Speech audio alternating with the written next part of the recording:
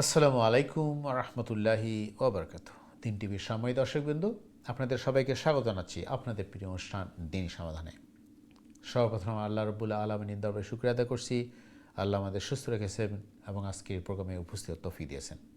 প্রিয় দর্শকবৃন্দ, আপনারা যারা নিয়মিত আমাদের অনুষ্ঠান দেখেন, আপনারা জানেন অনুষ্ঠানটি আমরা সরাসরি সম্প্রচার করি ইউকে স্টুডিও থেকে প্রতি সোমবার এবং মঙ্গলবার ইউকে টাইম রাত 8:30, এবং যেটা আমরা বলি এই অনুষ্ঠানটি আমাদের সবার জন্য একটা অপরচুনিটি। আমরা এখান থেকে দিন শিখব, দিন জানবো, কোরআন হাদিস থেকে আলোচনা শুনবো, আমাদের এলেমকে বৃদ্ধি করব, আমলকে পরিশুদ্ধ করার জন্য। প্রিয় দর্শকবৃন্দ, আমরা সবাই চাই আল্লাহ প্রিয় বান্দা হতে। এই জন্য আমাদের রসুল করিম সাল্লাল্লাহু আলাইহি ওয়াসাল্লামের দেখানো পথে, তার নির্দেশিত পথে আমাদের চলতে হবে, তার সুন্নাহকে আমাদের আঁকড়ে ধরতে হবে পরিপূর্ণভাবে। প্রিয় দর্শকবৃন্দ, আমরা এই অনুষ্ঠানে চেষ্টা করি আমাদের দৈনন্দিন জীবনে প্রতিনিয়ত যে সমস্ত জিনিসগুলো আমাদের দরকার, জীবন ঘনিষ্ঠ যে সমস্যার আমরা সম্মুখীন হই, আমরা চেষ্টা করি সমাধান দেওয়ার জন্য, যাতে আমরা পরিপূর্ণ ইমানদার, সত্যিকারী মুসলিম হতে পারি, আল্লাহর প্রিয় বান্দা হতে পারি। প্রিয় দর্শকবৃন্দ, আজকে আমাদের অনুষ্ঠানে উপস্থিত রয়েছেন আমাদের প্রিয় মেহমান, আমাদের নিয়মিত মেহমান ইমামুল খতিব মোহতারাম মুফতি হাসান নুরী চৌধুরী সাহেব আজকের গুরুত্বপূর্ণ আলোচনা এবং আপনাদের প্রশ্নের জবাব দেওয়ার জন্য। আপনারা জানেন বেশ কিছুদিন থেকে আমরা আলোচনা করছি ইমান নিয়ে, এবং রিসেন্টলি আমরা ধারাবাহিকভাবে সালার ওপরে, স্পেশালি সালার ওপরে বেশ কিছুটা গুরুত্ব আরোপ করতেছি, এবং সালাকে বিশেষভাবে আলোচনা এনেছি এই জন্য যে আপনাদের অনেক প্রশ্ন আসে এই ব্যাপারে। আপনারা অনেক অনুরোধ করছেন যে সালাকে কীভাবে আমরা সুন্দর করতে পারি, সালার হকগুলো কীভাবে আদায় করতে পারি, এবং সালার সাথে রিলেটেড যে মাসলাগুলো আছে, দোয়া দরুদগুলো আছে, তাসবিহগুলো আছে, আমরা পরিপূর্ণভাবে সঠিকভাবে শিখতে পারি। এই আমাদের প্রত্যাশা। ইনশাআল্লাহ আপনারা আমাদের অনুষ্ঠানে অংশগ্রহণ করবেন, প্রশ্ন করে, মতামত দিয়ে। দয়া করে প্রশ্ন করবেন সরাসরি লাইনে 0235150733 নাম্বার, অথবা যারা ইমেল করতে চান ইমেল করবেন সংক্ষিপ্ত আকারে dini@gmail.com। প্রিয় দর্শক, আমরা আপনাদের প্রশ্নে যাব। তার আগে আমরা চলে যাচ্ছি আমাদের সময়তে মেহমানের কাছে ইনশাআল্লাহ। আসসালামু আলাইকুম মহতরম, কেমন আছেন? ওয়ালাইকুম আসসালাম, আলহামদুলিল্লাহ, আপনি কেমন আছেন? আলহামদুলিল্লাহ, জাযাকাল্লাহ খাইরান। আপনাকে শুকরিয়া এবং স্বাগত জানাচ্ছি আমাদের অনুষ্ঠানে। আপনি শত কাজের মধ্যে আমাদের স্টুডিও এসে আমাদেরকে কোরআন হাদিস আলোচনা শেখান, এবং নতুন নতুন মাসলু শিখছি সহিহ যে হাদিস থেকে এবং অথেন্টিক সোর্স থেকে যে জিনিসগুলো আমাদের জানা দরকার, আমরা জানতে পারছি নতুনভাবে।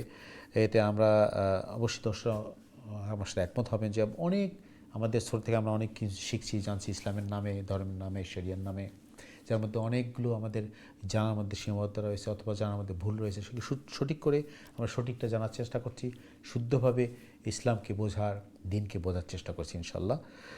মহতরম, আমরা দর্শকের প্রশ্নে যাব, তার আগে আমরা চলে যাচ্ছি আমাদের আপনার নসিহা বক্তব্য মধ্যে। জাযাকাল্লাহ খাইর। আসসালামু আলাইকুম ওয়া রাহমাতুল্লাহি ওয়া বারাকাতুহু। আলহামদুলিল্লাহ ওয়াসসালাতু ওয়াসসালামু আলা রাসূলিল্লাহ। আম্মা বা'দু ফাআউযু বিল্লাহি মিনাশ শাইতানির রাজীম। বিসমিল্লাহির রহমানির রহিম। ইয়া আইয়ুহাল্লাযীনা আমানু রুকউ ওয়াসজুদু ওয়া'বুদু রাব্বাকুম ওয়াফআলুল খায়রা লাআল্লাকুম তুফলিহুন। বারাকাল্লাহু লানা ওয়া লাকুম ফিল কুরআনিল আযীম ওয়া নাফা'না ওয়া ইয়্যাকুম বিল আয়াতি ওয়াজ যিকরিল হাকীম।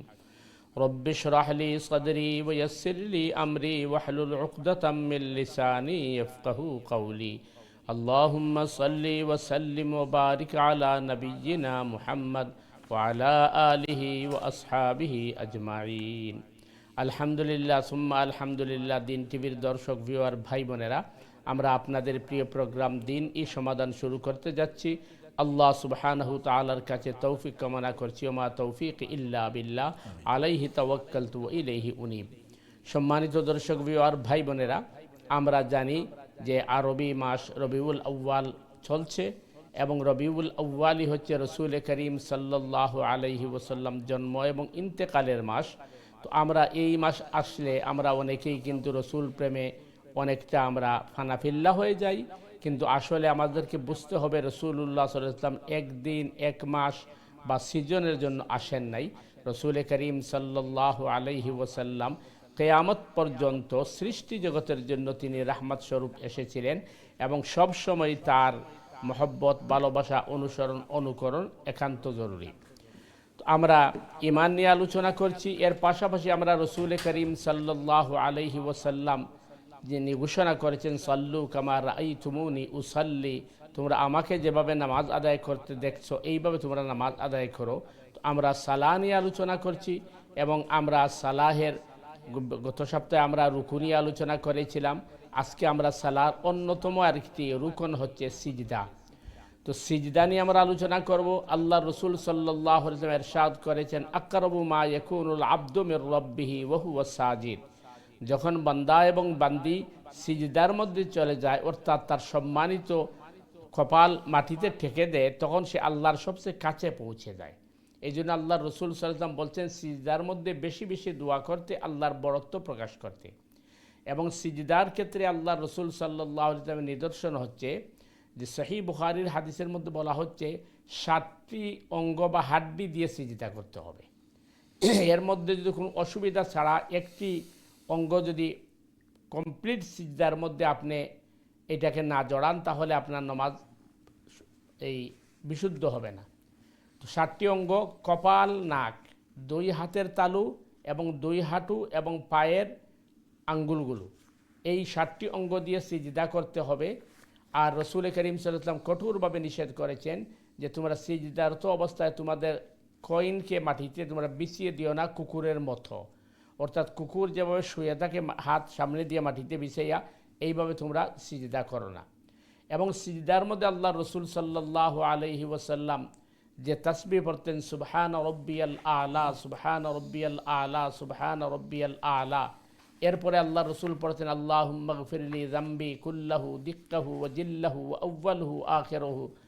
তো আল্লাহ রসুল সাল্লাল্লাহু আলাইহি ওয়াসাল্লাম এই সমস্ত ইস্তেগফার করতেন, আল্লাহর বড়ত্ব প্রকাশ করতেন। এরপর আল্লাহ রসুল সাল্লাল্লাহু আলাইহি ওয়াসাল্লাম বলেছেন, তুমি যদি ইচ্ছা করো তাহলে তোমার প্রয়োজনীয় দোয়া তুমি সিজদারত অবস্থায় আল্লাহর কাছে কামনা করো। তো আমরা এই সিজদা দেওয়ার সময় আমরা, কারণ প্রতিটা রুকুন আরকান আমাদের সহিহ শুদ্ধভাবে আদায় করতে হবে। সাহাবায়ে কেরাম রিদওয়ানুল্লাহি তাআলা আলাইহিম আজমাইন বলেছেন, রসুল করিম সাল্লাল্লাহু আলাইহি ওয়াসাল্লামের পিছনে যখন আমরা নামাজ আদায় করতাম, রসুল করিম সাল্লাল্লাহু আলাইহি ওয়াসাল্লাম যতক্ষণ পর্যন্ত দাঁড়ানো থেকে সিজদায় না পৌঁছেন ততক্ষণ পর্যন্ত আমরা আমাদের পিঠকে বাঁকা করতাম না। কিন্তু আমরা দেখছি জামাতের সময় অনেক ভাই আছেন, মুসল্লিরা আছেন, যারা ইমাম সাহেব সামি আল্লাহু লিমান হামিদা বলে দাঁড়ানোর সাথে সাথে অনেকেই কিন্তু ব্যান্ড হয়ে যান, অর্থাৎ প্রস্তুতি নেন সিজদায় যাওয়ার জন্য। তো এইটা কিন্তু সঠিক নয়। কারণ সাহাবায়ে কেরাম বলছেন, রসুল করিম সাল্লাল্লাহু আলাইহি ওয়াসাল্লাম যখন একেবারে সিজদার কাছাকাছি পৌঁছে যেতেন, তখন আমরা ব্যান্ড হতাম সিজদার জন্য। আর এরই নাম হচ্ছে ইত্তেবা, এরই নাম হচ্ছে আপনি ইমামের অনুকরণ করা। আল্লাহ সুবহানাহু তাআলা আমাদেরকে রসুল করিম সাল্লাল্লাহু আলাইহি ওয়াসাল্লাম যেভাবে সালাহ শিখিয়েছেন, যেভাবে আল্লাহ রসুল সাল্লাল্লাহু আলাইহি ওয়াসাল্লাম সালাহ আদায় করেছেন, এইভাবে সালাহ আদায় করার তৌফিক দান করুক।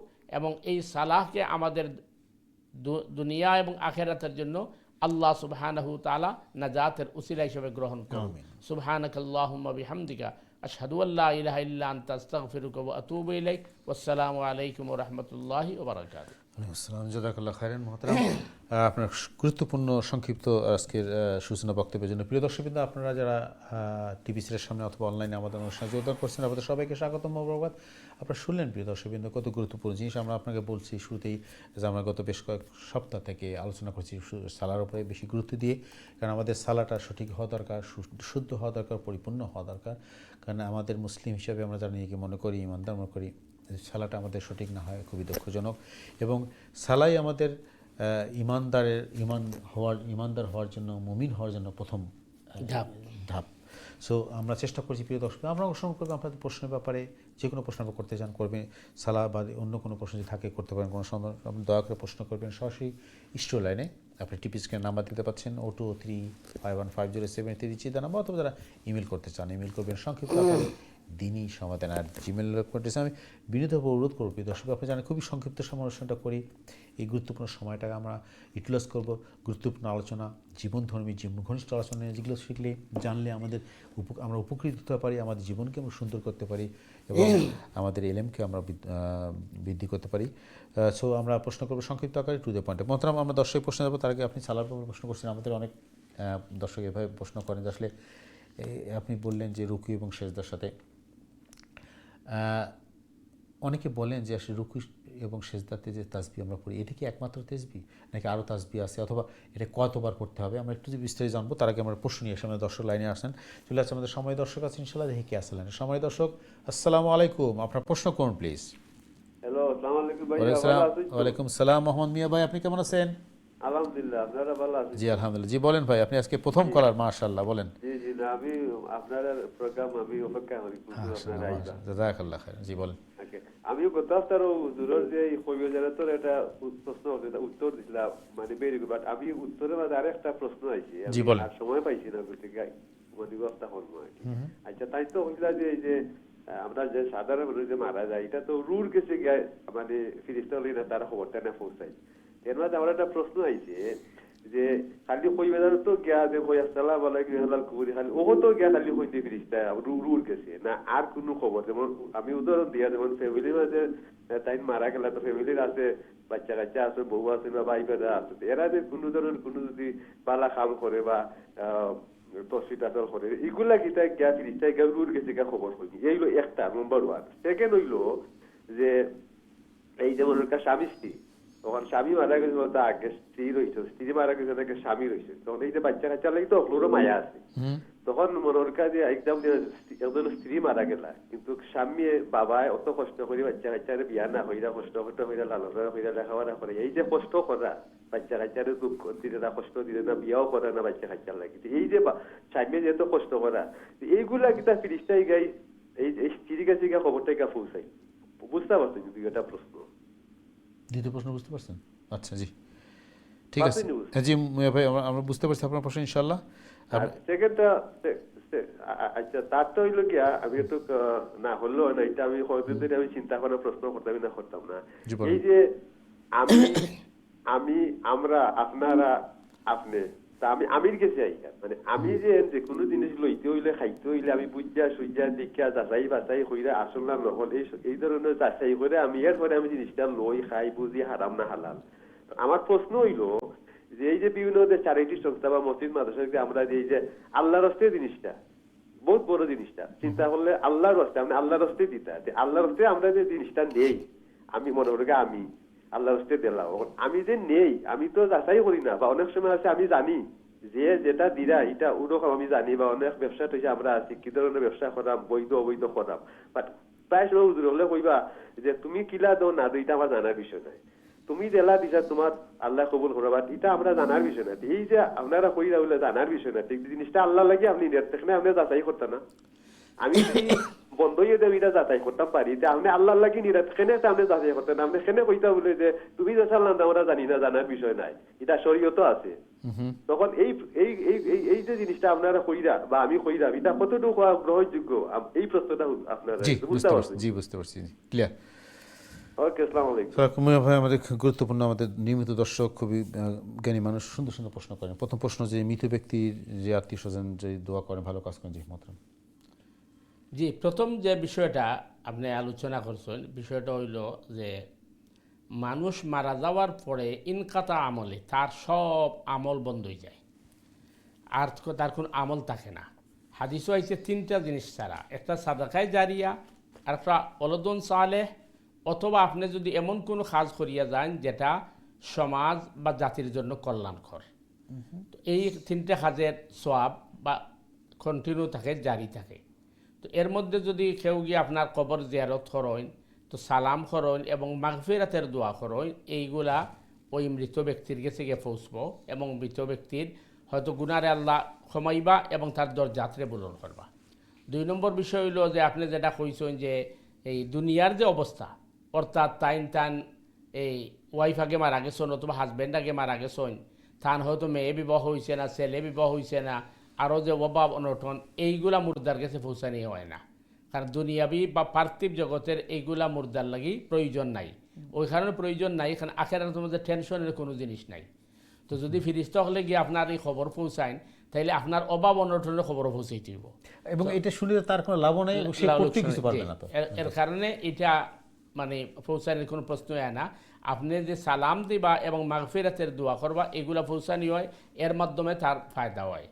2 নম্বর বিষয়টা আমরা ফিরে আসবো ওখানে, স্বামী স্ত্রী যে কষ্ট করা হয় এটা তুমি বললেন, এবং একটা প্রশ্ন আসলে যে দান করা দেবে। আমি ফিরে আসবো, তার আগে একটা প্রশ্ন নিয়ে আসলাম দর্শকের কাছে। এখানে আমার একটা প্রশ্ন আছে, ছোটো কথা বলছেন যে আপনি বললেন যে আমরা যে মুর্দার জন্য যে সালাম দেই বা দোয়া করি মাগফিরাতের জন্য, কে করলো সেটাকে তার কাছে জানেন। আমরা এই আলোচনা ফিরে আসবো ইনশাল্লাহ। তার আগে প্রশ্ন নিয়ে আসি দর্শকে, দেখি লাইনে আছেন দর্শক। আসসালামু আলাইকুম, আপনাকে স্বাগত আমাদের অনুষ্ঠানে।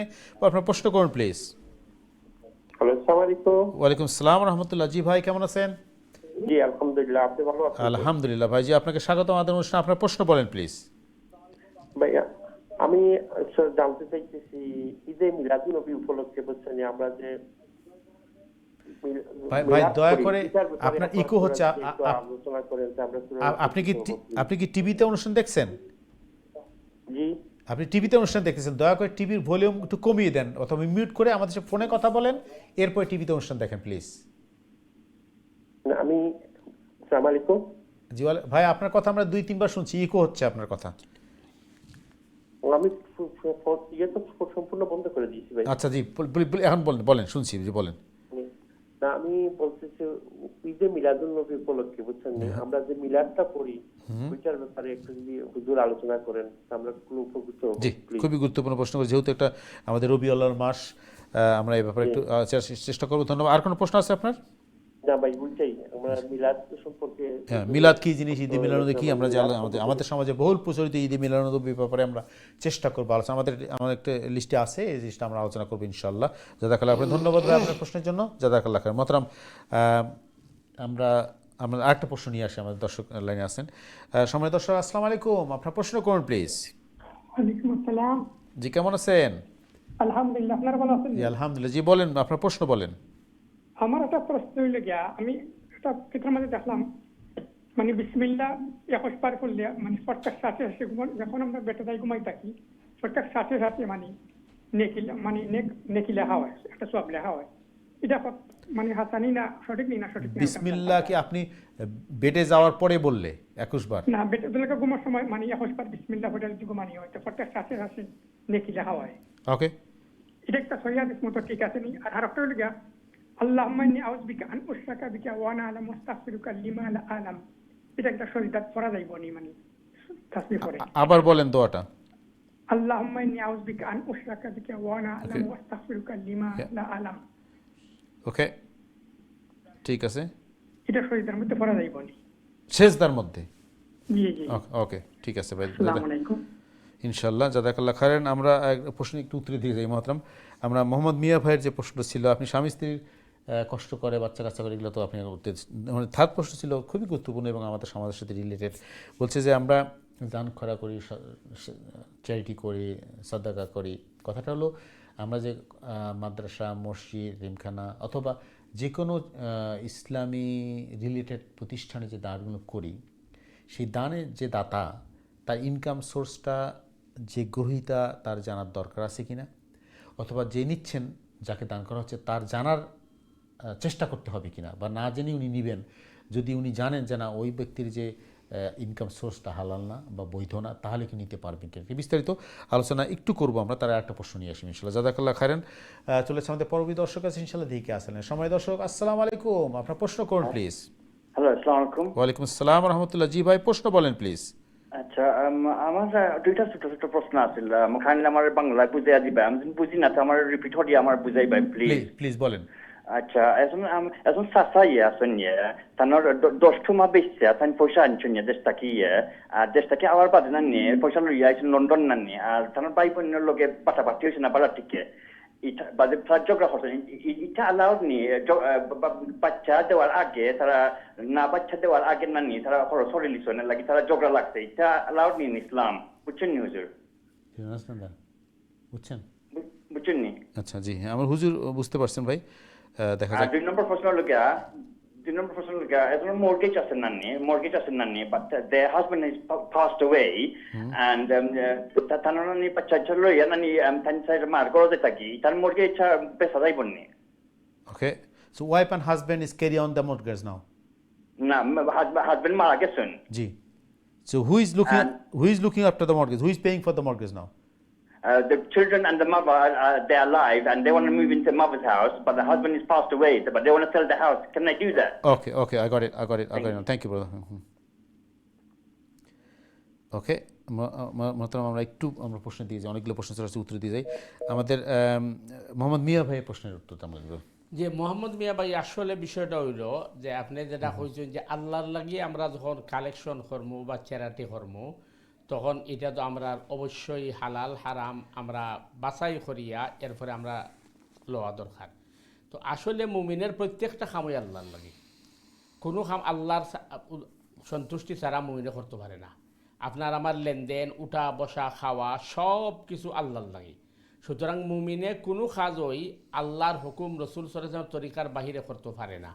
এবং কালেকশন বা চ্যারিটি যেটা আছে, যেটা আপনি কইছেন যে অনেকে কইন কথা যে আপনি কই থেকে আনছেন বা আপনার ইনকাম সোর্স খেলা, এটা আমার জানা দরকার নেই, আপনি আমারে দিলেও কা, এইভাবে কোনো মানে আলিম উলামায় কইছেন বলে আমার জানা নাই। তবে হ্যাঁ, যেহেতু একজন মুমিনের প্রতি উত্তম ধারণা পোষণ করা এটা হইলেও জরুরি। হাদিস হয়েছে জন্নুল মুমিনিনা খায়রা, প্রত্যেক মুমিনের প্রতি উত্তম ধারণা পোষণ করো। মনে করুক আপনি আমার দাওয়াত দিছেন, কারণ আমি যদি দিকে আপনার যে আপনার যে দাওয়াত যে দিলা তা আপনার এটা হালাল নেই, তা আপনার ইনকাম হালাল নেই, তখন এটা আপনার ইনসল্ট করা হইব, এটা শরীয়তে আমার হয়েছে না। হ্যাঁ, কেউ যদি এই কথা হয় যে আপনি আমার কাছে কালেকশন করা ইয়া, এই পয়সাটা কিন্তু হারাম, সুতরাং আপনি নিবা কিনা, তখন হলো প্রশ্ন। মোহতারাম, আমরা একটু বিস্তারিত আলোচনা করবো, খুবই মানে জিনিসটা একটু জটিল এবং আমাদের ক্লিয়ার হওয়া দরকার, যেহেতু এটা দান সদকার ব্যাপার প্লাস ইসলামীর রিলেটেড জিনিস, ইকোনমিক্যাল জিনিস, আমাদের একটু ক্লিয়ার হওয়া দরকার। দান সদকা প্লাস আমরা ইসলামিক প্রতিষ্ঠানে দান করতেছি ইনশাল্লাহ। একটু আলোচনা করবো বিস্তারিত। প্রিয় দর্শক বন্ধু, আপনি আমাদের সাথে থাকুন, আমরা ছোট্ট একটু বিরতি যাচ্ছি, বিরতি আবারও ফিরে আসবো ইনশাল্লাহ। আসসালামু আলাইকুম রহমতুল্লাহি ওয়া বারাকাতুহু।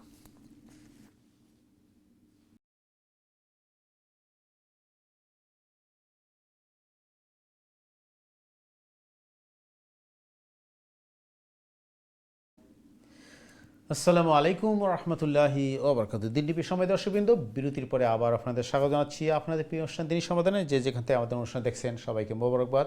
প্রিয় দর্শকবৃন্দ, আপনারা দেখছেন সরাসরি ইউটিউব থেকে আমাদের দিনী সমাধান প্রশ্ন এবং জিজ্ঞাসার অনুষ্ঠান। যারা আপনারা প্রশ্ন করতে চান, মতামত দিতে চান, আপনাদের সবাইকে ওয়েলকাম। দয়া করে প্রশ্ন করবেন সরাসরি লাইনে 02351507 দিস ইজ দ্য নাম্বার, অথবা যারা ইমেল করতে চান ইমেল করবেন সংক্ষিপ্ত আকারে dini@gmail.com। প্রিয় দর্শকবৃন্দ, this is the live telecast, so please আপনারা যারা প্রশ্ন করবেন দয়া করে সংক্ষিপ্ত আকারে টু দি পয়েন্টে প্রশ্ন করবেন, যাতে আমরা অনেকগুলো প্রশ্নকে অ্যাকোমোডেট করে আপনাদের প্রশ্নের জবাব দিতে পারি। পাশাপাশি আমাদের গুরুত্বপূর্ণ সালার ব্যাপারে আসি। মোহতারাম, আমরা দেরি না করে সহজে চলে যাচ্ছি আমাদের প্রশ্নে। মোহাম্মদ মিয়া ভাইয়ের প্রশ্ন আমরা উত্তরের সময় শেষ করতে পারিনি। জি, এখন মনে করেন এই আপনার দান করা এটা একটা ইবাদত, এবং যারা নিচ্ছেন এবং যারা দিচ্ছেন তারা জানেন এটা কিন্তু শর্ত হালাল পয়সা দিতে হবে। এখন আপনি যখন তার কাছ থেকে কালেকশন করতে, মসজিদে কালেকশন করা হয়, মসজিদে আপনি এটা বলতে পারবেন না যে যারা মদ বিক্রি করে আপনারা দিয়েন না, এটা তো সৌজন্য হয় না, সৌজন্য হয় না, এবং এটা অভদ্রতা। মুসলমানে দিচ্ছে, মুসলমান মানেই সে হালাল ব্যবসা করবে। এবং শুধু তাই না, আপনি তো কেউ মসজিদ, মাদ্রাসা বা দিনী প্রতিষ্ঠানে তার অবৈধ সম্পত্তি দিবে, এটা তো খুব কমন সেন্স দিবে না। তো কেউ অবৈধ পথে দেয়ও, যদি কথা হলো কেউ যদি দেয়, সে যদি প্রকাশ না করে, তাকে জোর করে তো জিজ্ঞেস করা যাবে না। এমনকি মাসআলা হচ্ছে কেউ যদি হারাম ভাষা দিয়ে মসজিদ বানিয়ে ফেলে, তাহলে ওই মসজিদ হয়ে যাবে, নামাজ তার কোনো সওয়াব হবে না, সে গুনাহগার হবে, যেভাবে বিনা ওযুতে ইচ্ছাকৃতভাবে সে যেন নামাজে দাঁড়াই যায়, তাহলে বোঝা গেল সে আল্লাহর আইনে কি করছে, অমান্য করতেছে, অবজ্ঞা করতেছে, তখন তার ঈমান চলে যাবে। তো একইভাবে হাদিসে আসছে যে আপনি আল্লাহর ঘর বানাইলে আল্লাহ জান্নাতে আপনার জন্য ঘর বানাবে, কিন্তু আপনি হারাম পয়সা দিয়ে বানাইছেন, আল্লাহর আইনটি আপনি অবজ্ঞা করছেন। 2 নম্বর বিষয় হচ্ছে কিছু হারাম জেনে শুনে, যেমন মনে করেন একজন মানুষ বলছে যে দেখেন আমার যা মানে ইনকাম সব হচ্ছে আমার সুদের ইনকাম অথবা হারাম ইনকাম, আপনি নেবেন কিনা, তাহলে এটা আপনি আনতে পারবেন না, যদি সে ডিক্লেয়ার করে দেয়। আরেকটা হারাম হচ্ছে যে ওইটা আপনি কিন্তু গ্রহণ করতে বাধ্য, এটা আপনি কিন্তু কোনো অবস্থায় এটা কি করতে পারছেন না, সরাইতে পারছেন না। এক্সাম্পল হিসাবে আপনি যখন অ্যাকাউন্টে পয়সা রাখবেন, ওইখানে যে ইন্টারেস্ট আসছে, ওইটা কিন্তু উপায় নেই, আপনার কোনো উপায় নেই, আপনি কিছু করতে পারবেন না। তো এই ক্ষেত্রে মাসআলা হচ্ছে ওই পয়সাটা আপনি উঠিয়ে ফেলবেন, উঠিয়ে ফেলে কোনো অসহায় গরিবের আপনি দান করে দিবেন, তার জন্য এটা হালাল, আপনার জন্য হালাল না, কারণ ওইটা তো আপনি কাজে লাগাইতে হবে। আর যদি মনে করেন আমি ওই টাকাটা আনবো না, তাহলে কিন্তু আপনি গুনাহগার হচ্ছেন, ওইখানেও গুনাহগার হচ্ছেন। কারণ মনে করেন ওই ইন্টারেস্টের টাকাটা ব্যাংক কর্মকর্তা খেয়ে ফেলে, তখন আপনার অনিচ্ছা সত্ত্বে আপনার সহযোগিতা পাওয়া যাচ্ছে। আর কোরআন বলছে তাআওয়ানু আলাল বিররি ওয়াত তাকওয়া ওয়ালা তাআওয়ানু আলাল ইসমি ওয়াল উদওয়ান, গুনার কাজে তুমি সহযোগিতা করো না। তাহলে আপনি টাকাটা না আনার কারণে আপনার সহযোগিতা পাচ্ছে, আর ও টাকাটা উঠাইয়া এনে আপনি অসহায় দরিদ্র মানুষের দিয়ে দিবেন, অথবা রাস্তাঘাট বানিয়ে দিবেন, অথবা অন্য কাজে লাগাই দিবেন। এটি হচ্ছে মানে বাঁচার পথ। মোহাম্মদ ভাই আপনাকে সুন্দরবার গুরুত্বপূর্ণ প্রশ্নের জন্য ধন্যবাদ। জাযাকাল্লাহ খাইর। মোহতারাম, আমাদের এক ভাই, আমাদের নিয়মিত দর্শক, খুব গুরুত্বপূর্ণ প্রশ্ন, যেহেতু রবিউল মাস, উনি ঈদে মিলাদুন নবীর ব্যাপারে একটু বিস্তারিত আলোচনা শুনতে পাচ্ছেন। আসলে ঈদে মিলাদুন নবী বলে আমাদের পরিচিত, আমাদের সমাজে, আমাদের কমিউনিটি যে ব্যাপকভাবে পরিচিত, আমরা অনেক কিছু করি বা আমরা অনেক অনুষ্ঠান করি, মিছিল করি, মিটিং করি বা বিভিন্ন সভা সমাবেশ করি, ঈদে মিলাদুন্নবী। আসলে ঈদে মিলাদুন্নবী জিনিসটা কি, ইসলামী পরিভাষায় বা ইসলামী শরিয়ায় এর কোনো অস্তিত্ব আছে কিনা, বা এটা আসলে আমাদের মুসলিম হিসাবে, ইমানদার হিসাবে কি করণীয় ঈদে মিলাদুন্নবীর ব্যাপারে এই রবিউল মাসে, এবং আমাদের সাহাবীদের আমল থেকে এটার কোনো প্রচলন ছিল কিনা, বা তারা কি এবার পালন করছে কিনা, একটু বিস্তারিত আলোচনা করবো। জি ভাই, আসলে অত্যন্ত গুরুত্বপূর্ণ এবং সময় উপযোগী প্রশ্ন। আমরা যে আলোচনাগুলো করছি, আমরা কিন্তু সবসময় বলে যাচ্ছি, এবং ইসলামের বিধান এটি হচ্ছে, এবাদতের ক্ষেত্রে রসুল করিম সাল্লাল্লাহু আলাইহি ওয়াসাল্লাম 100% আমাদের মডেল। রসুল করিম সাল্লাল্লাহু আলাইহি ইসলাম যা করেন নাই, রসুল করিম সাল্লাল্লাহু আলাইহি ওয়াসাল্লাম যা করতে বলেন নাই, রসুল করিম সাল্লাল্লাহু আলাইহি ওয়াসাল্লাম যা সমর্থন করেন নাই, এই সবগুলো হচ্ছে বিদআ। এটি আমাদের প্রথম ক্লিয়ার হতে হবে। তো রসুল করিম সাল্লাল্লাহু আলাইহি, যেমন উদাহরণস্বরূপ আমরা দুরুদ পাঠ করি, রসুল করিম সাল্লাল্লাহু আলাইহি ওয়াসাল্লাম নিজে দুরুদ পাঠ করেছেন, কারণ এটি ইবাদত। কিন্তু ঈদে মিলাদুন্নবী তো রসুল করিম সাল্লাল্লাহু আলাইহি ওয়াসাল্লাম করেন নাই। এক, এমনকি আমরা মিলাদুন্নবীর নামে যে র্যালি বাহির করি, অথবা মিলাদুন্নবীর নামে আমরা যে বিভিন্ন অনুষ্ঠান করি, রসুল করিম সাল্লাল্লাহু আলাইহি ওয়াসাল্লাম তো তা করেন নাই। যদি এটা ইবাদত হতো তাহলে রসুল আমাদেরকে শিখিয়ে যেতেন। তিনি প্রথমে ঈদে মিলাদুন্নবী করতেন, অথবা তিনি র্যালি বাহির করতেন, অথবা তিনি বলতেন যে আমার এই জন্ম তারিখে তোমরা সিন্নি, সালাত ইত্যাদি করে উৎসব করো। কিন্তু রসুল করিম সাল্লাল্লাহু আলাইহি ওয়াসাল্লাম তা করেন নাই। রসুল যা করেন নাই তা ইবাদত হতে পারে না।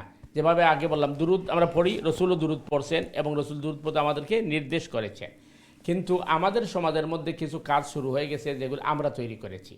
এখন প্রশ্ন হচ্ছে যে রসুল তো করেন নাই, এমনকি সাহাবাই কেরাম, তাবেঈন, তবে তাবেঈন কেউ এই করেন না। হ্যাঁ, হাদিসের মধ্যে পাওয়া যাচ্ছে রসুল করিম সাল্লাল্লাহু আলাইহি ওয়াসাল্লাম সোমবার এবং বৃহস্পতিবারে রোজা রাখতেন, এবং আল্লাহ রসুল সাল্লাল্লাহু আলাইহি ওয়াসাল্লাম বলছেন যে আমি এই রোজা রাখি এই কারণে সপ্তাহে 2 দিন বান্দা বান্দির আমল আল্লাহর কাছে পৌঁছায়।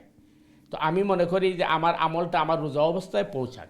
আর সোমবারে আরও এক্সট্রা রসুল বলছেন যে সোমবারে আমি রোজা রাখি কারণ ওই দিন আমার জন্মবার সোমবার, আমি আল্লাহর শুকরিয়াতান আমি কি করি, রোজা রাখি। সুতরাং কেউ যদি রসুল করিম সাল্লাল্লাহু আলাইহি ওয়াসাল্লামের প্রতি সম্মান দেখাইতে চায়, তাহলে সে সোমবারে রোজা রাখবে, রসুল করিম সাল্লাল্লাহু আলাইহি ওয়াসাল্লামের জন্মদিন রোজা রাখবে। ওই দিন আপনি মিলাদুন্নবী করবেন, অথবা আপনি ওই যে র্যালি বাহির করবেন, অথবা বিভিন্ন ধরনের আপনি এই অনুষ্ঠান করবেন। এটা কোথায় পেলেন? কারণ রসুল তো করেন নাই। কারণ রসুল যদি না করেন তাহলে তো এটা ইবাদত হতে পারে না। আল্লাহ সুবহানাহু ওয়া তাআলা বলছেন, লাকাদ কানা লাকুম ফি রাসূলিল্লাহি উসওয়াতুন হাসানা, নিশ্চয়ই তোমাদের জন্য উত্তম মডেল হচ্ছেন মুহাম্মদুর রাসূলুল্লাহ সাল্লাল্লাহু আলাইহি ওয়াসাল্লাম। সুতরাং ইবাদত তো শিখতে হবে রসুলের কাছ থেকে, আর রসুল যদি নিজেই এটা না করেন তাহলে এটা ইবাদত হয় কীভাবে? সুতরাং মানে এইগুলা আসলে কি নাই, ওই ইসলাম সম্মত নয়। এবং আপনি দেখবেন যে মক্কা এবং মদিনা মুনাওয়ারায় এই ধরনের কোনো অনুষ্ঠান হয় না, এবং এই ধরনের কোনো ব্যবস্থাও নাই। কারণ তারা তো রসুল্লাহ সাল্লাল্লাহু আলাইহি ওয়াসাল্লামের সময় থেকে, আল্লাহ রসুলের সময় থেকে ধারাবাহিকভাবে তারা ইবাদতের নিয়ম কানুন পদ্ধতি তারা দেখে আসছে। সুতরাং এটার সাথে ইসলামের কোনো সম্পর্ক নাই। কিন্তু দুঃখজনক হলেও সত্য, যারা করেন তারা বলেন এটা মুস্তাহাব, আর যারা এটা করেন না তারা বলেন এটা বিদআত। এখানে আমাদের আরেকটা জিনিস বোঝা দরকার, যে ক্ষেত্রে আপনার উলামায়ে কেরামদের মধ্যে 2টা মত থাকবে। একটা মুস্তাহাব, আরেক দল বলবেন বিদআত, অথবা একদল বলবেন মুস্তাহাব, আরেক দল বলবেন হারাম। এই ক্ষেত্রে এই জিনিসটা পরিত্যাগ করা উত্তম। কারণ যারা মুস্তাহাব বলছেন, যদি এটা মুস্তাহাব হয় তাহলে তো আপনি সওয়াব পাচ্ছেন, আর যদি এটা বেদাত হয় তাহলে তো জাহান্নামের কাজ আমি করে ফেললাম। এই জন্য এমন মানে বিষয় থাকে, ইসলামের নীতিমালা হচ্ছে যেখানে একদিকে মুস্তাহাব আর আরেকদিকে বিদআত, অথবা একদিকে মুস্তাহাব আর একদিকে হারাম, এই ক্ষেত্রে এটা পরিত্যাগ করা উত্তম, এটাই নিরাপদ রাস্তা। সুতরাং ঈদে মিলাদুন্নবী অথবা রেলি বাহির করা এগুলো রসুল করিম সাল্লাল্লাহু আলাইহি ওয়াসাল্লাম করেন নাই, যেহেতু সুতরাং এটা ইসলাম সম্মত হতে পারে না। এটি হচ্ছে মানে সুস্পষ্ট বক্তব্য। আল্লাহু আ'লাম। প্রথমে এখানে ছোট্ট একটু প্রশ্ন আমি অ্যাড করতে চাচ্ছি। আপনি বললেন যদি আমরা ইবাদত মনে করে কাজগুলো করি, কারণ আমরা ইবাদত মনে না করে করি, নর্মালি আমরা করলাম, একটা আনুষ্ঠানিকতা করলাম, রসুলের প্রেমে, রসুলের আশিক হিসাবে, রসুলের ভালোবাসা মহব্বত দিয়ে করি, এটা ইবাদত হিসাবে না, তাহলে এটা তো অন্যায় হওয়ার কথা না। আপনি যদি এবাদত মনে না করে আপনি নামাজের আরেকটা সিস্টেম বাহির করে দেন, তাহলে বোঝা গেল আপনি আল্লাহর বিধান নিয়ে ব্যঙ্গ বিদ্রুপ করছেন। কারণ এবাদত যেটা আল্লাহ নির্ধারিত, এইটার বিকল্প রাস্তা বাহির করার নামই তো বেদাত। রসুল করিম সাল্লাল্লাহু আলাইহি ওয়াসাল্লাম বলছেন আমার মহব্বতে আমার উপর দুরূদ পাঠ করো। রসুল করিম সাল্লাল্লাহু আলাইহি ওয়াসাল্লাম বলছেন যে আমার মহব্বতে আমার সুন্নাহ ফলো করো। আর আপনি করলেন কি যে আমি এবাদত মনে করছি না, কিছু কিছু অনুষ্ঠান করলাম, তাইলে আপনি আল্লাহ রসুলটা তো আপনি এখানে লাঞ্ছিত করলেন। রসুল আসলেন কি? রসুল তো আসছেনই দিন শিক্ষা দেওয়ার জন্য। না, কিন্তু আমরা রসুলের ব্যাপারে আলোচনা করা, তার তার তার সিরা নিয়ে আলোচনা করা, সভা সমাবেশ করা, বা আমরা যদি তাকে ভালোবাসা দেখিয়ে যদি আমি জনগণকে উদ্বুদ্ধ করার জন্য কোনো মিছিল করি, সমাবেশ করি, এটা তো না, এটা রসুল থেকে প্রমাণিত হতে হবে। আপনি সিরার অনুষ্ঠান করছেন, আপনি মনে করেন রসুল সাল্লাল্লাহু আলাইহি ওয়াসাল্লাম জীবনী আলোচনা করছেন, এটা তো জিকিরের মাহফিল। কারণ জিকিরের মাহফিল তো কোরআন হাদিস থেকে প্রমাণিত। আপনি রসুল করিম সাল্লাল্লাহু আলাইহি ওয়াসাল্লাম জীবনী আলোচনা করছেন, এটা জানা আমাদের জন্য ফরজ। কিন্তু জীবনী আলোচনা করতে গিয়ে জীবনের আপনি আলোচনার শেষে মিছিল র্যালি নিয়ে বাহির হইলেন, আপনি মনে করেন তাজিয়া সাজাইলেন, যেভাবে মানে ওই আপনার একদল সাজায়, তো আপনি এইগুলা যখন করলেন তখন এটা তো আপনি অতিরিক্ত করে ফেলতেছেন। রসুল করিম সাল্লাল্লাহু আলাইহি ওয়াসাল্লাম জীবনী তো সাহাবায়ে কেরাম আলোচনা করছেন, রসুল করিম সাল্লাল্লাহু আলাইহি ওয়াসাল্লাম জীবনী হাদিসে আলোচনা হচ্ছে, কিন্তু এরপরে আপনি র্যালি বাহির করবেন আর আপনি ওই যে বিভিন্ন ধরনের আপনি মিষ্টি বিতরণ করবেন, এটা আপনি ফেলেন কোথায়? এটা তো রসুল থেকে প্রমাণিত হতে হবে। যেটা রসুল থেকে প্রমাণিত নয় আর যেটার প্রতিষ্ঠিত সুন্নাহ আছে, এর বিরুদ্ধে অবস্থান নেওয়ার নামই হচ্ছে বেদাত। ওকে, মোটামুটি আমার ক্লিয়ার হলো, ধন্যবাদ আছে ভাই। আমার ভাইয়ের দ্বিতীয় প্রশ্ন ছিল, বিসমিল্লাহ 21 বার যদি পেটে যাওয়ার পরে এটা কি করলে সুন্নাহ, এটা কি বা পড়া যাবে কিনা? এই আসছে আপনার আগের প্রশ্নের আনসার। জি, যদি কেউ বিসমিল্লাহ বেডে যাওয়ার আগে বা পরে 21 বার পরে, যেটি ভাই প্রশ্ন করেছেন, তো এই ধরনের কোনো বক্তব্য কোরআন বা হাদিসে বলে নাই। কিন্তু যেহেতু হাদিসের মধ্যে আসছে কোরআনের যে কোনো একটা শব্দ উচ্চারণ করলে 10টা নেকি পাওয়া যায়, এই কারণে এই বিসমিল্লাহর মধ্যে 19টা লেটার আছে, আর 19টা লেটারে 21 বার পড়ে তাহলে তার 10 গুণ বেশি সওয়াব পাবে। এই নিয়তে যদি পড়ে যে এটা কোরআনের আয়াত, এই হিসাবে আমি পড়ছি, সুন্নাহ হিসাবে না। কারণ রসুল থেকে সুন্নাহ হইতে রসুল থেকে প্রমাণিত হতে হবে। রসুল তো আর বলেন নাই যে তুমি ঘুমানোর সময় বিসমিল্লাহ 21 বার পড়ো। হ্যাঁ, হয়তো কোনো এই আপনার কারো অভিজ্ঞতা হতে পারে, তিনি পাঠ করছেন, উপকার পাইছেন। তো যেহেতু কোরআন বলছে যে কোরআনের প্রতিটা শব্দের বিনিময়ে আপনি 10টা করে নেকি পাবেন, এই উদ্দেশ্য যদি কেউ পড়ে, অথবা হাদিসের মধ্যে আছে কেউ যদি বেডে গিয়া 100 আয়াত তিলাওয়াত করে, তাহলে তাকে আপনার ওই উদাসীন থেকে তার নাম কেটে দেওয়া হবে। অর্থাৎ তাহাজ্জুদ পড়লে যে সব সমান সব তার দেওয়া হবে। কিন্তু এই ব্যক্তির 100টা আয়াত মুখস্থ নাই, সুতরাং সে মনে করলো যেহেতু 100টা আয়াত আমার মুখস্থ নাই, বিসমিল্লাহির রহমানির 100 বার পড়ে ফেলি, তাহলে এটা ভালো চিন্তা এবং সওয়াব পাবে অবশ্যই, স্মার্ট চিন্তা। হ্যাঁ, কিন্তু এটারে সুন্নাহ মনে করে পড়া যাবে না, যেহেতু এটা কোরআন হাদিস থেকে প্রমাণিত নয়। ওকে ভাই, আরেকটা দোয়া বলছে, আল্লাহুম্মা ইন্নী আউযু বিকা, যে এটা যে আপনি যেটা বলছেন আল্লাহুম্মা ইন্নী আউযু বিকা আন উশরিকা বিহি, এই মানে এটা আপনি সিজদায় পড়তে পারবেন কিনা? অবশ্যই পারবেন, কারণ সিজদা মানে হচ্ছে আল্লাহর বরত্ব প্রকাশ করা। যেহেতু সুবহানা রব্বিয়াল আলা, সুবহানা রব্বিয়াল আলা শব্দের অর্থ হচ্ছে আল্লাহ তুমি মহান, আল্লাহ তুমি পবিত্র এবং তুমি সুউচ্চ। আর এরপরে আপনি ওই যে তাউজ পড়ছেন, যেটা হচ্ছে শিরিক থেকে দূরে থাকা এবং তাওহীদের স্বীকৃতি দেওয়া, আপনি সিজদায় পড়তে পারবেন, এটার মধ্যে কোনো অসুবিধা নেই এবং সিজদায় পড়তে সওয়াব পাবেন অবশ্যই। জি ভাই, এরপরে আমরা একটা গুরুত্বপূর্ণ প্রশ্ন, আমাদের ইয়াং ভাই যে প্রশ্নটা করছিলেন, উনি তার বলছেন, উনি ক্লিয়ারলি বলেন নাই যে আসলে প্রপার্টিটা কার এবং কে বাংলাদেশ থেকে বিক্রি করে আসছে, এবং এর ওনারটা আসলে কে এবং কারা তার কি বলে এটাকে উত্তরাধিকার, এই জিনিসটা ক্লিয়ার হয়নি। তবু আপনি একটু বলেন, সিলেটি ভাষা বলেন, জানতে চাচ্ছি। জি ভাই, আপনি যেটা কইছেন যে দেশ থেকে গিয়া প্রপার্টি তাই বিক্রি করিয়া আনছন, আনার পরে তাই বাই বোন হলের মাঝে বন্টন না করিয়া তাই খরচ করে দিচ্ছেন। এখন কত হইল সে বিক্রি করিয়া আনছন, যদি তাই এটার মালিক হইন অর্থাৎ বাপ হইয়া থাকেন, তাইলে তো তান সম্পদ তান মানে এটা খরচ করার অধিকার আছে। খরচ করা বাদে যে অবশিষ্ট যেটা থাকবো এটা বন্টন করবা। হ্যাঁ, যদি তাই এটা না আইন নিয়া যারা হকদার আছেন বাই বোন আছেন এরার মাঝে কেউ গিয়া যদি বিক্রি করি আনইন, তাইলে তার লাগে উচিত হইব আগে আইয়া তাইন হকদার হলে বন্টন করিয়া দিতা, এরপরে তাই খরচ করতা। আর যদি তাই নিজেই মালিক হইন তাইলে তো তার অধিকার আছে। তবে মানে ক্লিয়ার নাই, মানে এই প্রপার্টিটা খেয়ে বিক্রি করিয়া আনছেন এবং মালিককে আশা করি ক্লিয়ার হয়েছে ইনশাআল্লাহ। যদি ক্লিয়ার না আপনি আবার আইবেন ইনশাআল্লাহ। দ্বিতীয় প্রশ্ন ছিল মর্গেজের ব্যাপারে। আপনি বুঝতে পারছেন যে মর্গেজ যার ছিল সে হাজব্যান্ড মারা গেছেন, কিন্তু তার ওয়াইফ এবং বাচ্চারা আছেন, তারা এখন যেহেতু হাজব্যান্ড মারা গেছেন তারা শিফট করে যাচ্ছেন তার গ্র্যান্ড প্যারেন্টসের বাসায়। তো এখন ওই মর্গেজের হাউসটা কি তার ওয়াইফ এবং তার চিলড্রেনরা বিক্রি করে দিয়ে মুভ করতে পারবেন কিনা? বুঝতে পারছেন প্রশ্ন? বোঝেন নাই? বুঝছেন, যার মর্গেজ যে বাড়ি কিনছেন ভদ্রলোক মারা গেছেন, কিন্তু তার ওয়াইফ এবং বাচ্চারা আছে। এখন তারা যেহেতু হাজব্যান্ড মারা গেছেন, তার বাবা মারা গেছেন, তারা ওই বাড়িতে এখন থাকতে চাচ্ছেন না, তারা মুভ করে যাচ্ছেন তাদের গ্র্যান্ড প্যারেন্টসের বাসায়, নানি হতে পারে সম্ভবত। এখন তারা ওই বাড়িটাকে তারা বিক্রি করে দিতে পারবেন কিনা, যেহেতু তার মালিক না, বা তার হাজব্যান্ড ছিল মালিক অথবা বাচ্চাদের বাবা ছিল মালিক, তারা এটা মর্গেজে উনি কিনে গেছেন, তিনি মারা গেছেন, উনি কি তারা কি এটাকে হাউসটাকে বিক্রি করে দিতে পারবে? বিক্রি করে দিবে তার ওয়াইফ এবং বাচ্চারা যারা এখন মালিক যারা হয়েছেন তারা বিক্রি দিতে পারবেন কিনা? আসলে বিষয়টা ভাই আমার কাছে ক্লিয়ার হয়েছে না। যেহেতু মানে মর্গেজ দিয়ে তাই গড়টা লইছেন, লোয়ার বাদে তাই মারা গেছেন, এখন এটা বিক্রি করা যাইব কিনা? বিক্রি করা তো অবশ্যই যাইব, কারণ এটার মালিক তো এখন ওয়াইফ বা সন্তান, তাইলে সুতরাং তারা তো বিক্রি করতে পারেন। আমার কাছে লাগে হয়তো প্রশ্ন ওটা হইতে পারে যে মর্গেজ যেহেতু হারাম, তো হারাম লেনদেন খরচ এই হিসাবে এটা বিক্রি করা যাইব কিনা। এখন প্রশ্ন হইল যে আপনি যেহেতু এটা মানে ঘটনা হয়ে গেছে তাই লইলিছেন, সুতরাং মানে এটা তো কাজে লাগাইতে হইব, এটা তো ফালাই রাখা যাইত নাই, এই হিসাবে তো অবশ্যই বিক্রি করা লাগবো। যদি এটা হারাম পয়সা হইয়া থাকে, মর্গেজ হইয়া থাকে, তাইলে মানে যেভাবে গুনার পরে আপনার অবশ্যই তওবা করতে হইব। ইল্লা মান যালামা সুম্মা বাদ্দালা হুসনাম বা'দা সুইন ফাইন্নী গাফুরুর রহিম। তোমরা জুলুম করে লিছো, অন্যায় করে লিছো, অত্যাচার করে লিছো, এরপরে তোমরা বেশি বেশি করে ভালো কাম করো, আল্লাহ তোমরা রে মাফ করে দিবা। সুতরাং এই গড় বিক্রি করিয়া যদি বড় ধরনের একটা সাদকা জারিয়া করেন এই নিয়তে যে যদি এটা হারাম পয়সা ওইয়া থাকে, যে আল্লাহ যেহেতু এটা অন্যায় আমরা করে দিছি, সুতরাং আমরা এটার লাগে তওবা অন্যায় যেভাবে তওবা এইভাবে করতে হয়, কারণ গুনাহ যেভাবে তওবা এইভাবে।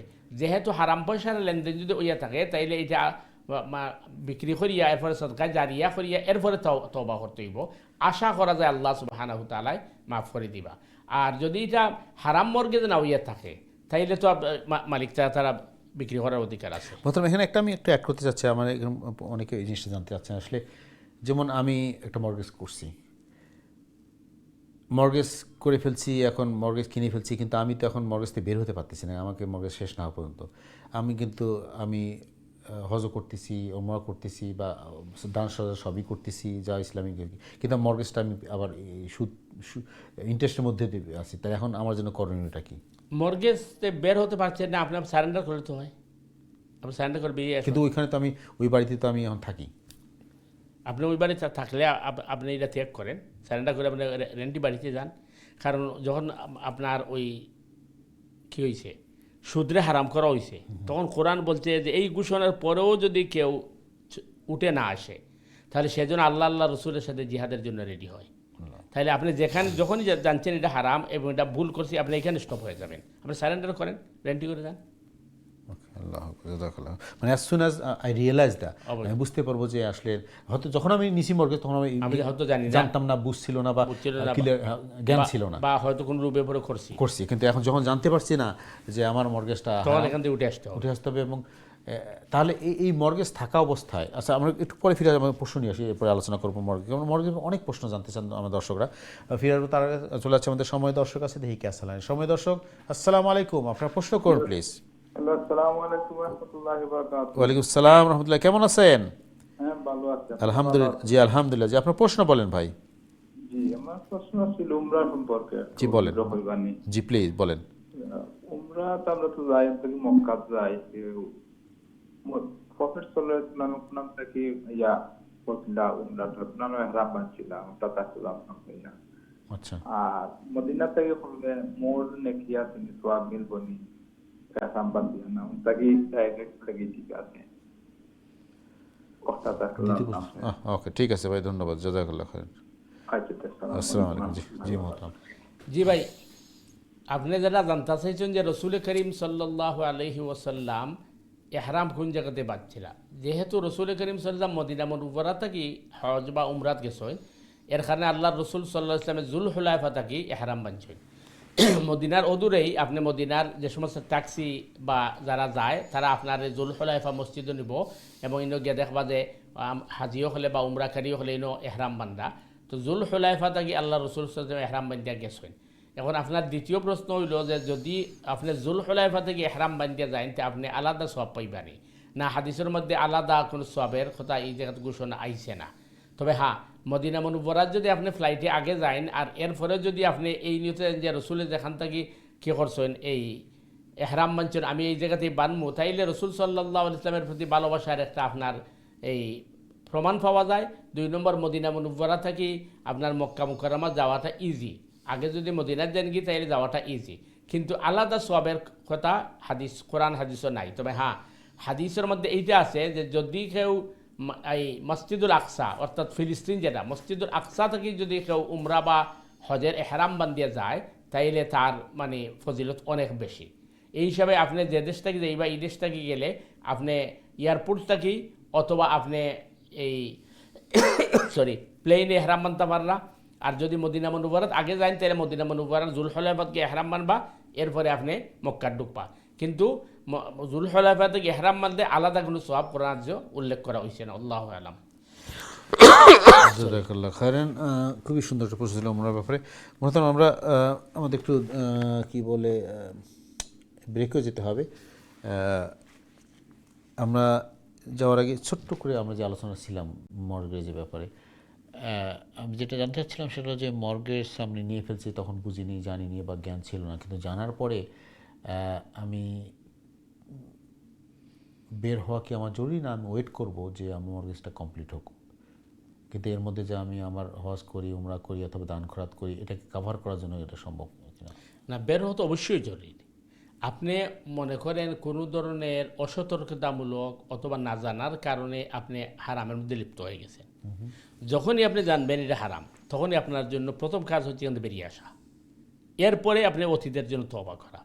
যেহেতু আমি মানে ভুলবশত হারাম এর মধ্যে ইনভলভ হয়ে গেছি, তওবা করতে হবে, কিন্তু ওই সময়ই আপনাকে বেরিয়ে আসতে হবে। As soon as I realise না মর্গেজটা যেহেতু ইন্টারেস্ট সুদ রিলেটেড, সো এখান থেকে আমাকে বের আসতে হবে। ও জি, আপনি এটা ওয়াট করার সুযোগ নেই। এটাকে রেকটিফাই করার কোনো সুযোগ নেই? মনে করেন যে আমি যেটা বললাম যে দান সদকা করে, না না না, এটা কোনো সুযোগ নেই। ওইটা হচ্ছে মানে বিকল্প অবস্থা। মনে করেন মানে তা একজনের বাপে মর্গেজ নিছে, ওইটা ওরা জানে না বা তারা এটা আটকাইতে পারে নাই, আগের যে ঘটনা আসছে, কিন্তু পরবর্তী সময় সন্তানরা যখন জানছে তারা ওইটার মালিক হয়ে গেছে এবং বাপ মর্গেজ দিয়ে হারামভাবে গড়টা নিছে, তাদের তো করার কিছু নেই। এখন তারা করতে হবে কি ওই গুনার জন্য হয়তো সাদকা দিবে আর আল্লাহর কাছে তওবা করবে, হয়তো আল্লাহ মাফ করে দিতে পারে। জাযাকাল্লাহ খাইরান। একটু বিস্তারিত আলোচনা আমাদের জানার জাযাকাল্লাহ খাইরান। প্রিয় দর্শকবৃন্দ, আপনারা দেখছেন আপনাদের প্রিয় অনুষ্ঠান দিনী সমাধান, আপনাদের প্রশ্ন জিজ্ঞাসা মতামত নিয়ে আমাদের অনুষ্ঠান। আমরা আলোচনা করেছি সালা নিয়ে, পাশাপাশি আমাদের দৈনন্দিন জীবনের জীবনধর্মী জিনিসগুলো আমাদের জানা দরকার, জরুরি। একজন মুসলিম হিসাবে ইমানদের সঙ্গে চেষ্টা করি আলোচনা করার জন্য। সো আপনারা যারা অংশগ্রহণ করতে চান অংশ করবেন সরাসরি লাইনে 02351507 দিচ্ছি তার নাম্বার, অথবা ইমেল করতে চান ইমেল করবেন সংক্ষিপ্ত আকারে দিনী সমাধান@gmail.com। প্রিয় দর্শকবৃন্দ, আমরা একটা ছোট্ট বিরতি যাব, বিরতির পর আবারও ফিরে আসবেন ইনশাআল্লাহ। ততক্ষণ আমাদের সাথে থাকুন। আসসালামু আলাইকুম রহমতুল্লাহি ওয়া বারাকাতুহু।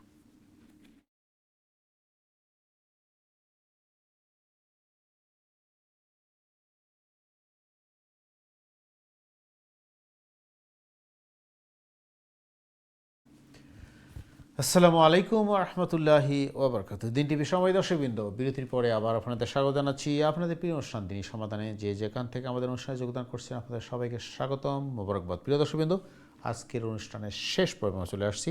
আমাদের অনুষ্ঠানে উপস্থিত হয়েছেন আমাদের প্রিয় মেহমান, আমাদের নিয়মিত মেহমান ইমাম খতিব মহতারাম মুফতি হাসান নূরী সাহেব। আজকে গুরুত্বপূর্ণ আলোচনা এবং আপনাদের প্রশ্নে জবাবের জন্য আপনারা জানেন আমরা আলোচনা করছি সালাহ নিয়ে, পাশাপাশি আমাদের দৈনন্দিন জীবনে আমাদের জীবন ঘনিষ্ঠ যে বিষয়গুলো আমাদের জানা দরকার, আমাদের প্রতিদিন প্রতিনিয়ত প্রতি মুহূর্তে আমাদের যে জিনিসগুলোর সাথে আমরা সম্মুখীন হচ্ছি, প্রশ্ন আমাদের জাগে, আমাদের জানতে ইচ্ছা করে, অথবা আমরা সন্দিহান, আমরা কনফিউজড, আমরা চেষ্টা করি এই বিষয়গুলো একটু আলোচনা করার জন্য, যাতে আমরা সবাই ইসলামকে বুঝতে পারি, দিনকে বুঝতে পারি এবং একজন পরিপূর্ণ মুসলিম হিসাবে, ইমানদার হিসাবে আল্লাহর কাছে আমাদের নামকে লেখাতে পারি ইনশাল্লাহ।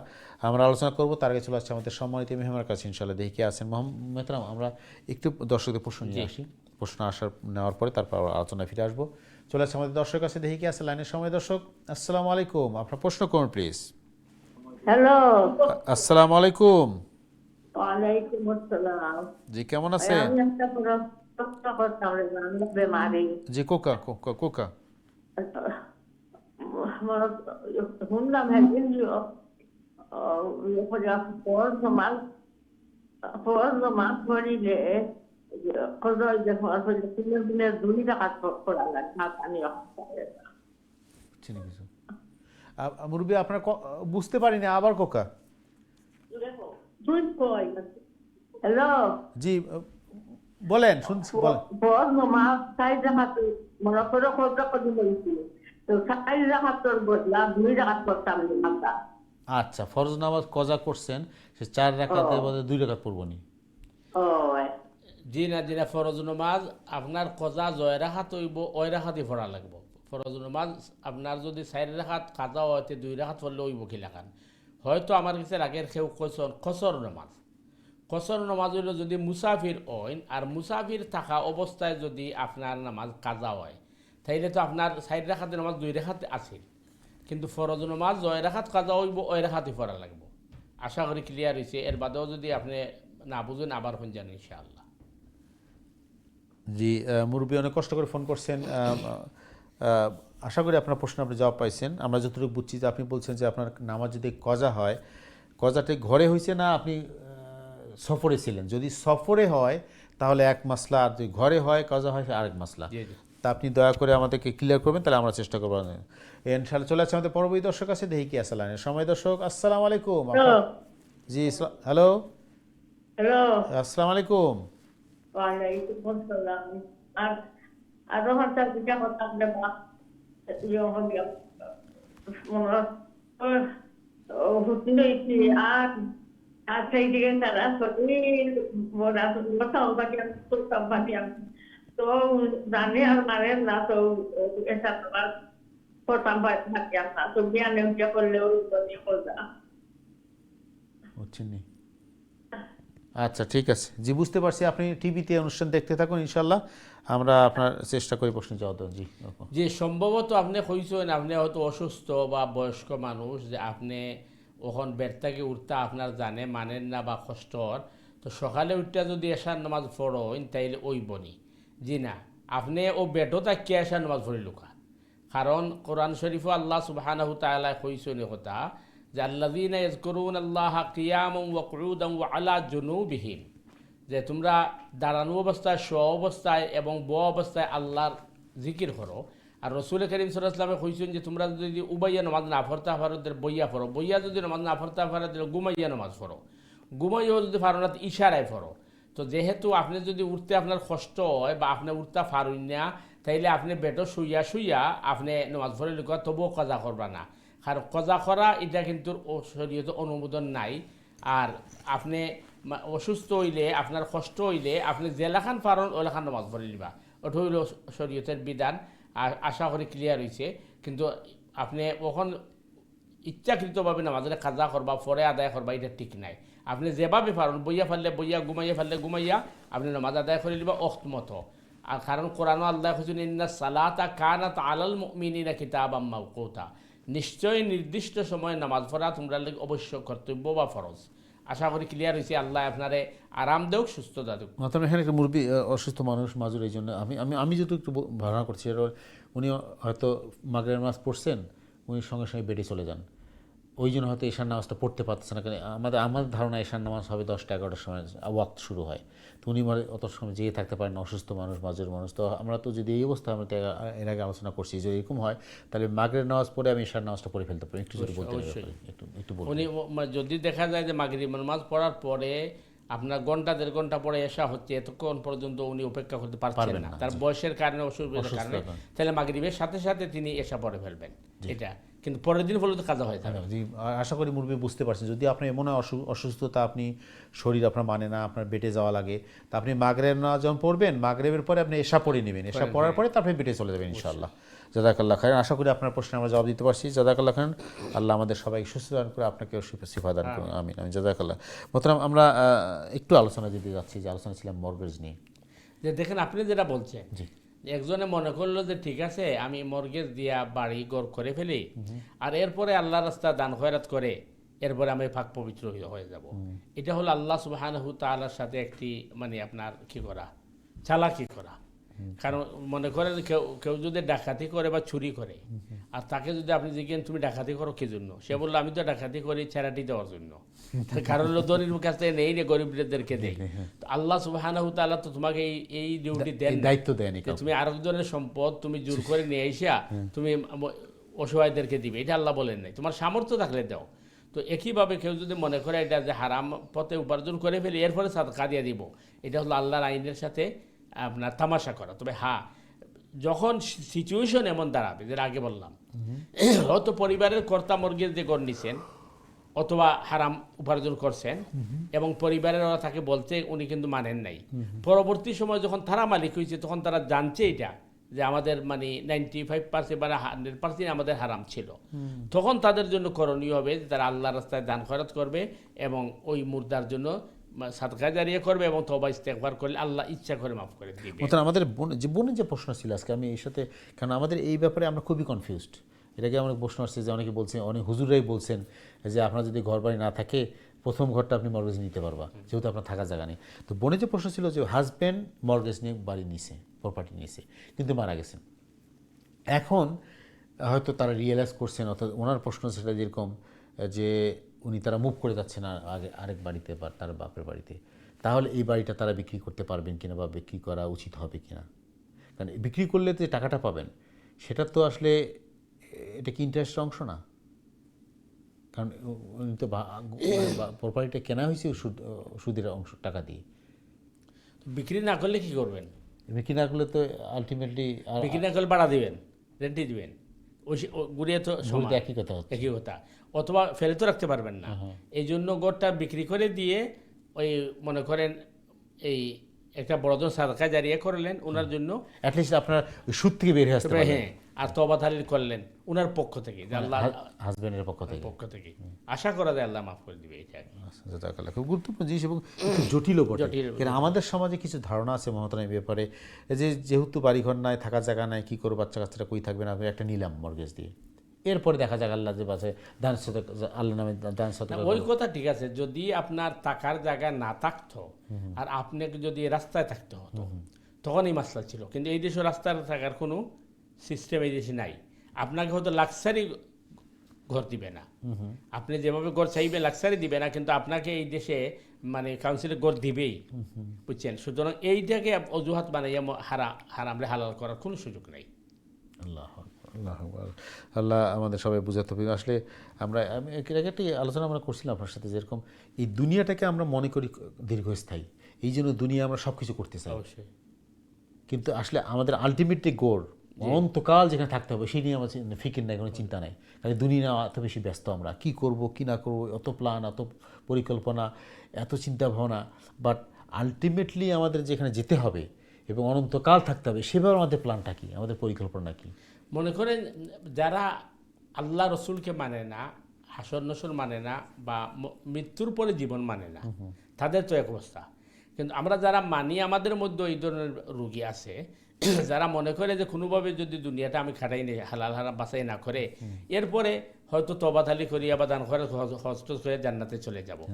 এই কথাটাই কোরআন বলছে যে মুনাফিকরা মনে করে তারা আল্লাহকে ধোঁকা দিচ্ছে, কিন্তু আল্লাহকে ধোঁকা দেওয়া বা আল্লাহকে ফাঁকি দেওয়া সম্ভব না। সে তার নিজেকেই ধোঁকা দিচ্ছে এবং নিজের নফসের সাথে সে কিন্তু সে তারা এটা বোঝে না। সে বুঝে না। কিন্তু মতলব দুঃখজনক হয়ে যেটা আমাদের সমাজে কিন্তু আমাদের এই প্র্যাকটিস খুব বেশি। অবশ্যই। আমরা এমন না যে আল্লাহকে বিশ্বাস করি না, আমরা কিন্তু আল্লাহকে বিশ্বাস করি, রসুলকে বিশ্বাস করি। এটা আপনি মানবেন কি জানেন, এবং দর্শকরা যদি আপনার যারা দেখতেছেন, আমাদের সমাজে আল্লাহ এবং আল্লাহ রসুলকে অমান্য করা, মানা না মানা বা প্রকাশ্যে বিরোধিতা করা মানুষ কিন্তু কম। এবং যারা আমরা ইবাদত করি না, যেটা আমরা সালা নিয়ে আলোচনা করছি, সালা আদায় করি না, তারাও কিন্তু আল্লাহকে বিশ্বাস করি। অবশ্যই। এবং আমরা পরকালেও বিশ্বাস করি, কি বলে বেহেশত, দোজখ, হাসর নাসর সবই বিশ্বাস করি। কিন্তু প্রবলেমটা হলো যে আমরা এই যে আপনি যেটা বলছেন যে ইমানের স্তর তিনটা, যে আমরা মানতেছি কিন্তু আমাদের অ্যাক্টিভিটিতে অ্যাকশন সেটা নাই। যে আমাদের সালা আদায় করতে হবে, আমাদের হারামকে বাঁচতে হবে, আমাদের অন্যের উপর জুলুম করা যাবে না, অন্যের উপর অন্যায় করা যাবে না, অন্যের হক নষ্ট করা যাবে না, অন্যের ক্ষতি করা যাবে। এই যে কি বলে হুকুকুল ইবাদটা, আপনি এর আগেও আপনি বহুবার বলছেন যে আল্লাহর হক যেটা, সেটা আল্লাহ ইচ্ছা করলে মাফ করতে পারেন। কিন্তু হুকুকুল ইবাদ যদি আমি অন্যের ক্ষতি করলাম, অন্যের কষ্ট দিলাম, অন্যকে জুলুম করলাম, অন্যের সম্পত্তি অর্জন নষ্ট করলাম, বা এই যে আপনি বললেন হারাম বাদ বিচার না করে অর্থ উপার্জন করলাম এবং সেটার পর জীবন অতিবাহিত করলাম, কিন্তু এর তো হিসাব তো দিতে হবে। না দেখেন, এই মানে এইটাই কিন্তু শয়তানের একটা ওয়াসওয়াসা, প্ররোচনা। যেমন মনে করেন শয়তানে আমাদেরকে প্ররোচনা দিচ্ছে যে দুনিয়ার কয়দিন আছে, তুমি ইনকাম করে ফেলো, এরপরে তওবা তাহলিল করে তুমি মাফ চেয়ে নিবা। একই কথা কিন্তু ওই ইবলিস আদম আলাইহিস সালাম হাওয়াকে বলছিল। আদম আর হাওয়াকে যখন সে প্ররোচনা দিচ্ছে, তখন সে আগে বলছে যে দেখো আল্লাহ তোমাদেরকে নিষেধ করেছেন গাছের দ্বারে কাছে যেও না, কিন্তু আল্লাহর কথা ঠিক আছে তোমরা বুঝছো বল, বুঝেন সে কিভাবে ধোঁকা দিচ্ছে। সে বলছে ওয়াকালা মা নাহাকুমা রাব্বুকুমা আন হাযিহিশ শাজারাতি ইল্লা আন তাকুনা মালাকাইনি আও তাকুনা মিনাল খালিদিন। যদি তোমরা এই গাছের ফল ভক্ষণ করো তাহলে তোমরা আর কোনোদিন মৃত্যুবরণ করবে না, এবং তোমরা তোমাদের মর্যাদায় উত্তীর্ণ হয়ে তোমরা ফিরিস্তার মর্যাদায় চলে আসবে। এই জন্য আল্লাহ বলছেন যে তোমরা গাছের দ্বারে কাছে যায় না। তাইলে সে অপব্যাখ্যা দিচ্ছে। একইভাবে মানে শয়তান আমাদের অন্তরের মধ্যে কুমন্ত্রণা দেয় যে তুমি দেখো যে একটা এত হালাল হারাম বাছাই করলে তুমি দুনিয়া চালাইবে কিভাবে। সুতরাং মানে এখনো বয়স কম আছে, তুমি এগুলো করে ফেরো, এরপরে শেষ বয়সে এসে তওবা তাহলিল করবা, হজ করবা, সব মাফ হয়ে যাবে। তো এটা শয়তানের একটা ধোঁকা। কারণ আমাদের কোরআন বলতে ফাত্তাকুল্লাহ মাস্তাতাতুম, সাধ্য অনুযায়ী আপনাকে চেষ্টা করতে হবে আল্লাহর হুকুম রসুলের তরিকার মধ্যে থাকা। যে জিনিসটা আমাদের সাধ্যের বাহিরে, এটার জন্য আমরা দায়ী নয়। কিন্তু আমরা মানে সুযোগ সন্ধানে আপনি হতে পারবেন না। দুঃখ এটাই এলো কথা যে আমরা আসলে চেষ্টা করি যে আপনি যেটা বললেন যে কিভাবে ফাঁক ফোকর দিয়ে লুপ খুঁজে বের হয়ে আসা যায় কিনা। এটা আলটিমেটলি তো আল্লাহ সব কিছু দেখবেন, অবশ্যই। এখান থেকে চালাকি করে বের হতে কোনো রাস্তা নাই। Excuse me. সুপ্রিয় দর্শকবৃন্দ, আপনারা দেখছেন আপনাদের প্রিয় অনুষ্ঠান দিনী সমাধান। আপনাদের প্রশ্ন জিজ্ঞাসা মতামত নিয়ে আমাদের অনুষ্ঠান। আমরা চেষ্টা করি এই স্বল্প সময় প্রিয় দর্শকবৃন্দ যে আমাদের জীবনের সাথে জীবন ঘনিষ্ঠ যে বিষয়গুলো আমাদের জানা দরকার, প্রতিনিয়ত প্রতি মুহূর্তে আমরা আমাদের মুসলিম হিসাবে, ইমানদার হিসাবে জীবন কীভাবে পরিচালিত করতেছি বা আমাদের কীভাবে পরিচালনা করা উচিত। যে মতাম খুব গুরুত্বপূর্ণ জিনিস যে আমরা মনে করি যে আমি আল্লাহর সাথে চালাকি করতেছি, বা যেটা বললেন আপনি যে শয়তান আমাদের যেভাবে ধোঁকা দেয়, আমাদের কনস্পিরেসিকে, আমাদের নফসকে মিসগাইড করে, আমরা যদি ফাঁদে পড়ে যাই তাহলে তো শেষ। এবং সমস্যা হলো যে এই ফাঁদে পড়াটাই সহজ, জি, এই শয়তানের প্ররোচনা থেকে বেঁচে থাকাটাই কঠিন। কারণ দুনিয়ার আমাদের চারপাশে যে অবস্থা, এখানে আপনি যে বলছিলেন একটা গল্প যে তাকওয়া মোত্তাকি কারা, কীভাবে আমরা মোত্তাকি করব, যে তাকওয়াটা অর্জন করবো কীভাবে। কারণ আমাদের চারপাশে এত ছড়ানো ছিটানো তাকওয়া বিরোধী পরিবেশ, এই পরিবেশে নিজেকে গুছিয়ে আষ্টে পিষ্টে চলা খুবই কঠিন। মোহতারাম, একটু যদি আপনি আমাদেরকে নসিহত দেন যে আসলে আমাদের মতো যারা খুব দুর্বল ইমানদার আমরা এখন, আমরা আমাদের পাঁচ ওয়াক্ত সালাটাই ঠিকমতো আদায় করতে পারি না। এরপর আমাদের পারিবারিক জীবন বলেন, সামাজিক জীবন বলেন, আত্মীয় স্বজনের সম্পর্ক, পাড়া প্রতিবেশীর সম্পর্ক, হক, এগুলোকে সব কিছু মিলে আমরা কিভাবে আমাদের নফসকে সাথে ফাইট করে আল্লাহ এবং আল্লাহ রসুলের পথে চলতে পারবো। দেখেন, সবসময় আমাদেরকে একটা জিনিস চিন্তা করতে হবে যে আমি আমার উপর দিকে না তাকাই, আমার নিচ দিকে তাকাইতে হবে। যে সাহাবাই কেরাম রিদওয়ানুল্লাহ তাআলা আলাইহিম আজমাইন তারা কীভাবে জীবনযাপন করেছে, এমনকি রাসূল করিম সাল্লাল্লাহু আলাইহি ওয়াসাল্লাম। তো এইগুলা আমাদের লক্ষ্য রাখতে হবে। নাম্বার 2 হচ্ছে যে আমাকে সব সময় চিন্তা করতে হবে যে আমি আল্লাহর হুকুম রসুলের তরিকার উপরে থাকতে হবে, এবং এটা আমার শুধুমাত্র আমার চেষ্টা বা আমার ক্ষমতাতে পারবো না, আল্লাহ সুবহানাহু ওয়া তাআলার কাছে সাহায্য কামনা করতে হবে। এই জন্য কোরআন আমাদেরকে দোয়া শিক্ষা দিচ্ছে, রব্বানা লা তুযিগ কুলুবানা বাদা ইয হাদাইতানা ওয়া হাব লানা মিন লাদুনকা রাহমা ইন্নাকা আনতাল ওয়াহ্হাব। যে হে আমার রব, হে আমাদের দাতা, হে পালনকর্তা, যেহেতু আপনি আমাদেরকে হেদায়েত দান করেছেন, সুতরাং আমাদেরকে হেদায়েতের উপরে আপনি রাখুন। কারণ আমরা তো কিছুই নাই, ইবলিস তো ফেরেশতাদের সাথে থাকছে, সুতরাং সে তো ভালো পরিবেশে ছিল, কিন্তু সেখান থেকেও কিন্তু সে বিভ্রান্ত হয়েছে কি জন্য? তার নসিব খারাপ। তো এই জন্য আমাদেরকে কিন্তু সবসময় আল্লাহর কাছে সাহায্য কামনা করতে হবে এবং আমার সাধ্য অনুযায়ী চেষ্টা করতে হবে। এর পাশাপাশি আমাকে দিন সম্পর্কে নলেজ অর্জন করতে হবে। এটা কিন্তু আরেকটা দুর্বলতা, যে দিন সম্পর্কে নলেজ না থাকার কারণে অনেক বিভ্রান্ত হয়। কারণ গায়রিল মাগদুবি আলাইহিম ওয়ালাদ-দাল্লিন, অতি শিক্ষার কারণে অথবা মূর্খতার কারণে যারা বিভ্রান্ত হয়, আল্লাহ তাদের থেকে আমাদেরকে হেফাজত করো। তাহলে বুঝে অতি শিক্ষা বিভ্রান্ত হয়, আবার অল্প শিক্ষা মানে বিভ্রান্ত হয়।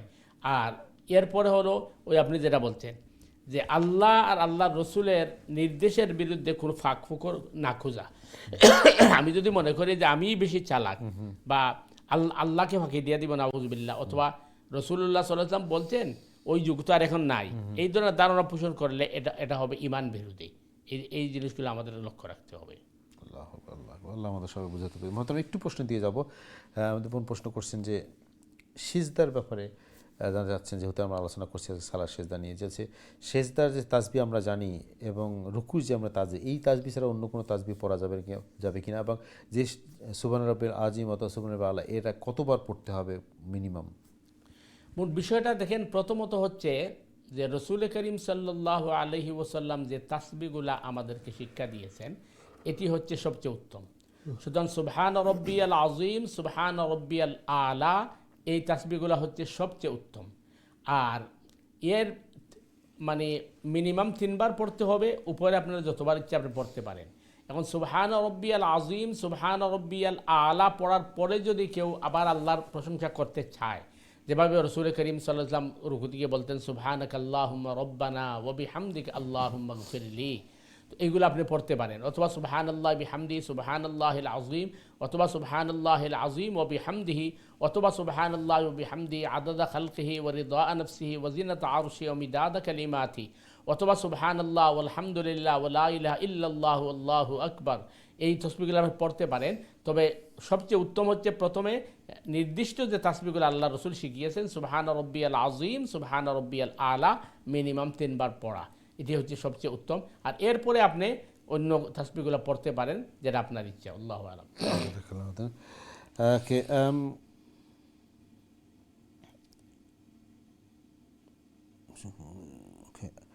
একটা সুন্দর প্রশ্ন করছে আমার সালার ভাই, বলছে যে আসলে সালা আদায় করার সময় চোখ বন্ধ করে আমরা সূরা কেরাত পড়তে পারবো কিনা? জি ভাই, সালা আদায় করার সময় চোখ বন্ধ করে সূরা কেরাত পড়া বা সালা আদায় করা, এটা অপছন্দনীয় এবং এটাকে আপনি অভ্যাস বানাতে পারবেন না। তবে হ্যাঁ, কেউ যদি দেখেন যে সালার মধ্যে দাঁড়ালে মন অমনোযোগী হয়ে যায়, অন্যদিকে চলে যায়, এই ক্ষেত্রে যদি তিনি চোখ বন্ধ করলে দেখেন যে তার মানে মন নামাজের দিকে মনোযোগী হয় এবং মানে আপনার খুব মনোযোগ সহকারে নামাজ পড়া যায়, তাহলে তিনি অভ্যাস অর্থাৎ তার মনটাকে নামাজের দিকে নিয়ে আসার জন্য সাময়িকভাবে চোখ বন্ধ করে তিনি নামাজ পড়তে পারবেন, যেহেতু মন অন্যদিকে চলে যায়। কিন্তু এটাকে অভ্যাস বানানো বা এটার ধারণা করা যে চোখ বন্ধ করলে মনে হয় ফজিলত বেশি পাওয়া যাবে, এটা ভুল ধারণা। কারণ আপনি যখন নামাজে দাঁড়াবেন তখন আপনার দৃষ্টি থাকবে সিজদার দিকে, আর আপনি কায় মনোবাক্যে এবং মন তন এবং সব কিছু দিয়া আল্লাহ সুবহানাহু তাআলার কাছে আমরা সালাত আদায় করব। তবে ইচ্ছাকৃতভাবে বা ফজিলত মনে করে চোখ বন্ধ করা, এটা ঠিক নয়। জাযাকাল্লাহ খায়রান ভাই, সুন্দর প্রশ্নের জন্য ধন্যবাদ। জাযাকাল্লাহ। একটা এর আগে একটা সুন্দর প্রশ্ন করছে আমাদের, যে বলছেন যে আসলে তাকবীর তাহলে আমরা দিই, আমাদের এই যে আমাদের সমাজে অনেক কনফিউশন যে হাত কোথায় তুলবো, হাত কোথায় বাঁধবো, যে তাকবীর তাহরিমের হাত কোথায় উঠাতে হবে? কেউ হাত বুক পর্যন্ত উঠায়, কেউ নেক পর্যন্ত উঠায়, কেউ কানের তলি টাচ করে। উনি কনফিউজ আসলে কোনটা অ্যাকচুয়াল রিয়েল সুন্নাহ ওয়ে, হাত কোথায় উঠাতে হবে, কতদূর উঠাতে হবে এবং হাত বাঁধতে হবে কীভাবে, কোথায় বাঁধতে হবে? ভাই আসলে এটা কোনো কনফিউশন নাই, এটা আমাদের ভুল ধারণা। কারণ নামাজের মধ্যে রসুল করিম সাল্লাল্লাহু আলাইহি ওয়াসাল্লাম ফরজগুলাকে বলে দিয়েছেন, ওয়াজিবগুলাকে বলে দিয়েছেন, নামাজের আল্লাহ রসুল রুকুন আরকান বলে দিয়েছেন, আর কিছু জিনিসকে আল্লাহ রসুল সাল্লাল্লাহু আলাইহি ওয়াসাল্লাম অপশনাল রেখে দিয়েছেন, এটা আমাদের সুবিধার্থে। সুতরাং এটা নিয়ে রসুল করিম সাল্লাল্লাহু আলাইহি ওয়াসাল্লাম কোনো নির্দেশ নাই। কারণ এই কারণে নামাজ তো এবাদত অবশ্যই, কিন্তু এর সাথে এটা জীবনেরও একটা শিক্ষা। সুতরাং হাত কোথায় বাঁধবেন, হাত কিভাবে বাঁধবেন, এইগুলা রসুল করিম সাল্লাল্লাহু আলাইহি ওয়াসাল্লাম অপশনাল রেখে দিয়েছেন, আপনার সুবিধা মতো আপনি বাঁধতে পারেন। তবে হাত মানে তাকবীরে তাহরিমার সময় হাত উঠানোর ব্যাপারে যে মতগুলা পাওয়া যায়, আপনি এই যে কানের লতি যেটা আছে এখান পর্যন্ত আপনি উঠাবেন, অথবা কাঁধ বরাবর উঠাবেন, এবং আঙ্গুল এবং হাত সারাটা কিবলামুখী হবে। কিবলামুখী হওয়ার পরে এরপরে আপনি আল্লাহু আকবার বলে হাত বাঁধবেন। কিন্তু দেখা যাচ্ছে কিছু ভাইরা এইভাবে দেখা যায় যে তাকবীরে তাহরিমা এইভাবে দিয়ে এইভাবে করেন, এগুলো ঠিক নয়। কারণ রসুল করিম সাল্লাল্লাহু আলাইহি ওয়াসাল্লাম কাঁধ বরাবর উঠাইতেন, অথবা কানের লতি পর্যন্ত আপনি উঠাইবেন, এরপরে কিবলামুখী করবেন, এরপর আল্লাহু আকবার বলে হাত বাঁধবেন। এখন আপনি হাত বুকের উপর বাঁধেন, অথবা বুক আর নাভির মধ্যখানে বাঁধেন, অথবা নাভির উপরে বাঁধেন, এটা আপনার ইচ্ছা। এ ব্যাপারে রসুল করিম সাল্লাল্লাহু আলাইহি ওয়াসাল্লাম কোনো নির্দেশ করেন নাই। এমনকি হাত ছেড়ে দেওয়ার ব্যাপারে হাদিসগুলো পাওয়া যায়। এই জন্য আপনি দেখবেন যে অনেক মুসল্লি আছেন তারা হাত ছেড়ে নামাজ আদায় করেন। সুতরাং এগুলো অপশনাল ছেড়ে দেওয়া হয়েছে, আর এগুলো হচ্ছে মুস্তাহাব। সুতরাং এগুলো নিয়ে বিতর্কের মধ্যে জড়ানো এটা ঠিক নয়। আমরা নামাজের যে সমস্ত ফরজ, ওয়াজিব, রুকুন, আরকান এইগুলোর দিকে আমরা লক্ষ্য রাখবো। আর আপনার যদি মনে করেন যে বুকের উপর হাত বাঁধলে আপনার জন্য এটা ফ্লেক্সিবিলিটি এবং আপনি এটারে বেশি এই বিনয় মনে করেন, তাহলে আপনি বুকের উপরে হাত বাঁধবেন। আপনি যদি মনে করেন যে বুক আর মানে নাভির মধ্যখানে কী করলে, এক কথায় আপনি যখন নামাজে দাঁড়াইবেন দীর্ঘক্ষণ আপনি অত্যন্ত শান্তি প্রশান্তির সাথে দাঁড়াতে হবে। সুতরাং আপনার হাত যেখানে বাঁধলে অথবা পা যেভাবে রাখলে আপনি দীর্ঘক্ষণ দাঁড়াইতে পারেন, আপনার মুভ করতে হয় না, আপনি এই অবস্থায় দাঁড়াবেন। কিন্তু অনেক সময় দেখা যায় অনেক ভাই নামাজও দাঁড়ানোর পরে ওই কিছুক্ষণ পরে ফাঁকা করেন, আবার এক করেন, নড়াচড়া করেন, এটা ঠিক নাই। আপনি যেভাবে দীর্ঘক্ষণ দাঁড়াইতে পারবেন প্রশান্তির সাথে এইভাবে আপনি দাঁড়াবেন, এইভাবে আপনি আপনার সুবিধা মতো হাত বাঁধবেন। এই সবগুলোর পক্ষেই হাদিস আছে। আশা করি ক্লিয়ার আছে ইনশাআল্লাহ। জাযাকাল্লাহ। খুব গুরুত্বপূর্ণ প্রশ্ন ছিল, ধন্যবাদ এবং বিস্তারিত আলোচনা করলাম। মহতারাম, আমরা যে একটু আগে যে আলোচনা করছিলাম যে ভাই প্রশ্নটা করছিলেন যে মানে যে চোখ বন্ধ করে সালাম, প্রশ্ন আবার করছেন যে বলছেন যে নামাজে মনোযোগ হারিয়ে যায়, কনসেন্ট্রেশন থাকে না, তখন চোখ বন্ধ করে নামাজ পড়া যাবে কিনা? জীবন আসলে যদি মনোযোগ হারিয়ে যায় আর আপনি দেখেন যে চোখ বন্ধ করলে আপনার মনোযোগ ফিরে আসে, এই ক্ষেত্রে আপনি চোখ বন্ধ করতে পারেন, কারণ এটা হচ্ছে আপনার একটা সমাধানের মতো। কিন্তু এটার অভ্যাস না বানানো, আর মানে কেউ ইচ্ছাকৃতভাবে চোখ বন্ধ করে নামাজ পড়া বা চোখ বন্ধ করলে নামাজের ফজিলত বেশি হয়, ধারণা ভুল। তো আপনি যদি মনে করেন যে অন্যদিকে মন চলে যায়, এই সময় আপনি চোখ বন্ধ করতে পারবেন, এবং এই উদ্দেশ্যে চোখ বন্ধ করলে এটা সবই হবে ইনশাআল্লাহ। জাযাকাল্লাহ।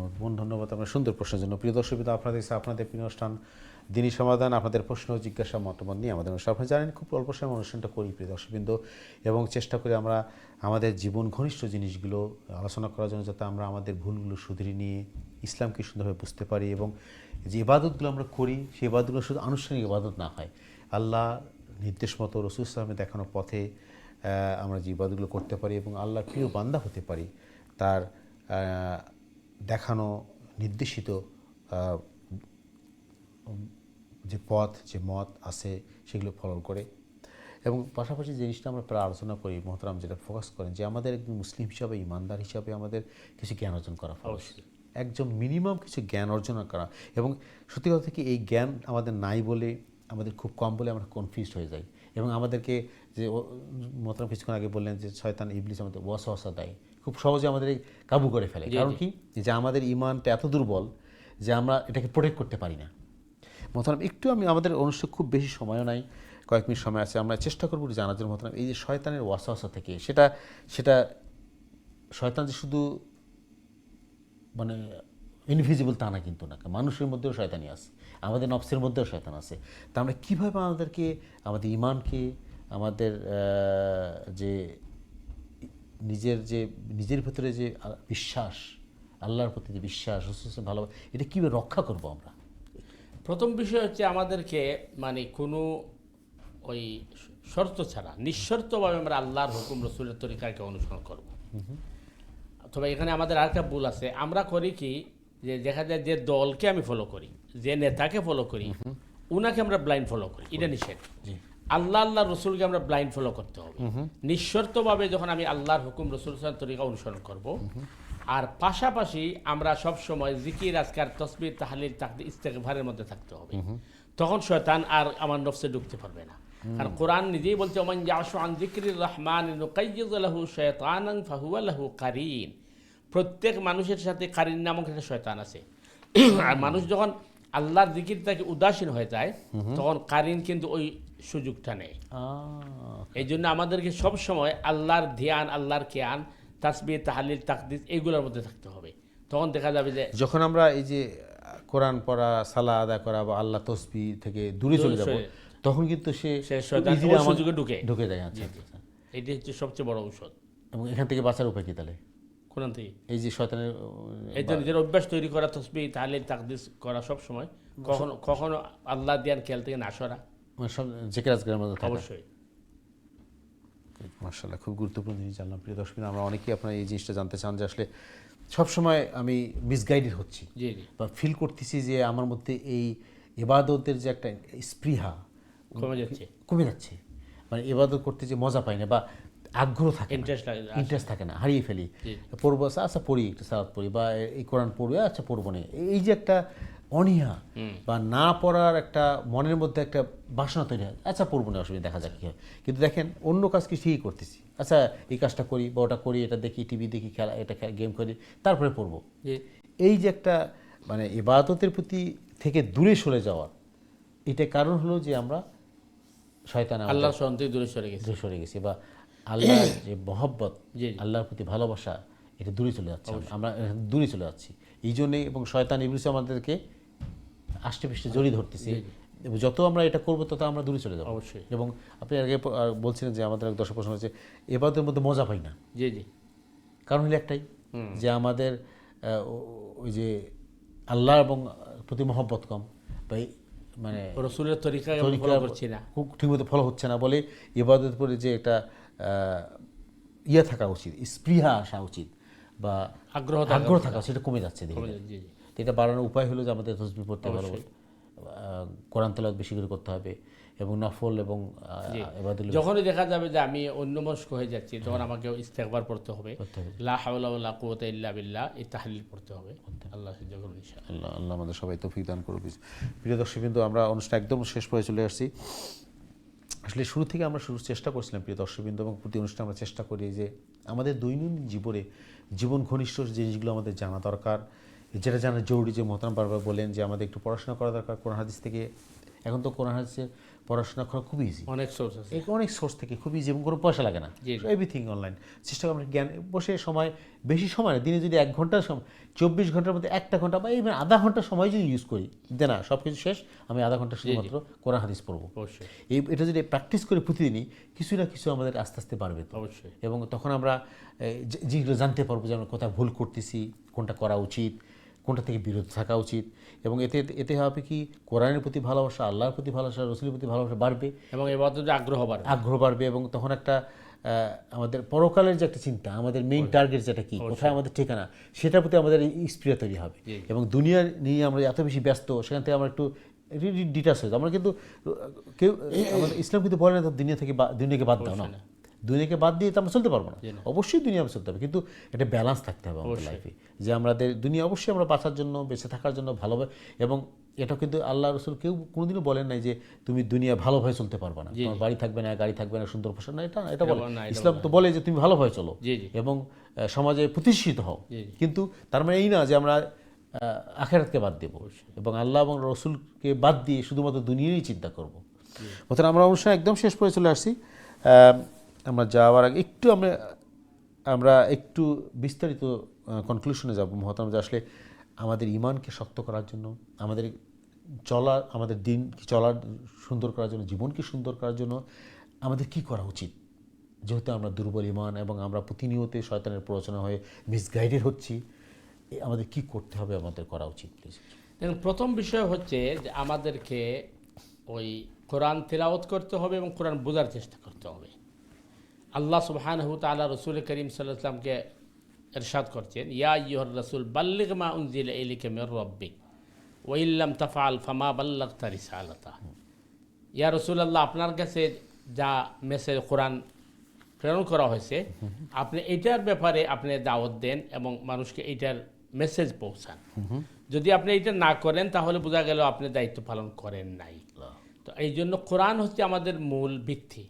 কোরআনটাকে তিলাওয়াত করতে হবে এবং কোরআন বোঝার চেষ্টা করতে হবে। আপনি সুন্দর একটা কথা বলছেন। আমি যদি মনে করেন এভরিডে হাফ এন আওয়ার সময় মানে কোরআন নিয়ে আমি বসি, কোরআন নিয়ে আমি গবেষণা করি, রিসার্চ করি, তখন আমার ইমানও বাড়বে এবং দেখা যাবে আমার বিভ্রান্তিগুলো দূর হতে যাবে। কোরআন বোঝার চেষ্টা করি। আমি যদি ছোট্ট সূরা দিয়ে শুরু করি, অবশ্যই যে একটা সূরা 2 আয়াত বা 3 আয়াত পড়লাম ও বুঝলাম, খুব বললাম তো আধা ঘন্টা লাগে না, কিন্তু এভাবে আস্তে আস্তে বাড়াতে থাকি, দেখবে যে এন্ড অফ দ্য মান্থ অনেক হয়ে গেছে। এবং কোরআন যেহেতু আল্লাহ সুবহানাহু ওয়া তাআলা প্রেরণ করছেন হেদায়েতের জন্য, সুতরাং কোরআন যখন আমরা ফলো করব, কোরআন তিলাওয়াত করব, পড়ব, বোঝার চেষ্টা করব, তখন অটোমেটিকলি আমাদের ঈমান বাড়তে থাকবে। আর ঈমান যখন বাড়বে আমাদের, তখন আমরা কিন্তু এই ইবাদতের প্রতি আগ্রহী হব, ইবাদতের মনোযোগী হব। এই জন্য আমাদেরকে কোরআন স্টাডি করতে হবে, কোরআন বোঝার চেষ্টা করতে হবে, কোরআনের পিছনে সময় দিতে হবে। এখানে একটু আমি সরি টু ইন্টারাপ্ট ইউ, তো দুঃখজনক হতো আমরা আমাদের জীবন থেকে দেখেন যে আমরা 24টা ঘন্টায় কতটুকু সময় আমরা কোরআনের পিছনে রাখলাম, হাদিস শিখলাম কতটুকু, কোরআন পড়লাম কতটুকু, এবং এবাদতকে সুন্দর করার জন্য, আমার এবাদতকে রাসূল সাল্লাল্লাহু আলাইহি ওয়াসাল্লামের তরিকা মতো করার জন্য আমরা কোনো ফিকির আছে, আমাদের কোনো চেষ্টা আছে কিনা? সমস্যা দেখেন, এখন তো আরও যেটা হচ্ছে, যেমন মনে করেন আপনি পুরুষ বলেন, মহিলা বলেন, ছোট বলেন, বড়, সবার হাতে কিন্তু মোবাইল আছে। আর এই মোবাইলে কিন্তু আমাদের ব্যস্ত করছে অনেকটা, মানে মনে করেন তিলাওয়াত অথবা জরুরি কাজ থেকে আমরা কিন্তু দূরে সরে গেছি। অথচ এই মোবাইল দিয়ে কিন্তু কোরআন তিলাওয়াত করা সম্ভব, এইটা দিয়ে কিন্তু কোরআন বোঝার চেষ্টা করা যায়। কারণ আপনি যে কোনো ভাষার ট্রান্সলেট, তাফসীর সব কিছু কোরআন, হাদিস, এবং নট অনলি দ্যাট, আপনি যদি ইসলামের হিস্ট্রি জানতে চান, জি, সাহাবীদের জীবনী, রাসূল সাল্লাল্লাহু আলাইহি ওয়াসাল্লামের জীবনী, এভরিথিং अवेलेबल। এই জন্য আমাদেরকে সময় দিতে হবে কোরআনের পিছনে, এবং কোরআন তিলাওয়াত প্রথম শর্ত। এরপরে হচ্ছে যে কোরআন বোঝার চেষ্টা করা, কোরআনের সাথে সময় দেওয়া, তখন দেখা যাবে যে আমাদের ঈমানও বাড়বে, আমাদের আমল উন্নত হবে এবং আমাদের ইবাদতের প্রতি আগ্রহ জাগবে ইনশাআল্লাহ। তো আমাদের প্র্যাকটিসটা শুরু করা উচিত সবার জীবনে, যে প্রতিদিন আমরা কিছুটা হলেও অল্প করে শুরু করি, যে অ্যাটলিস্ট আজকে থেকে যদি কমে, ঠিক আছে আমি একটা আয়াত থেকে 1 সপ্তাহ করলাম, এটা বুঝলাম, জানলাম, এবং ট্রাই করে প্র্যাকটিস করার জন্য।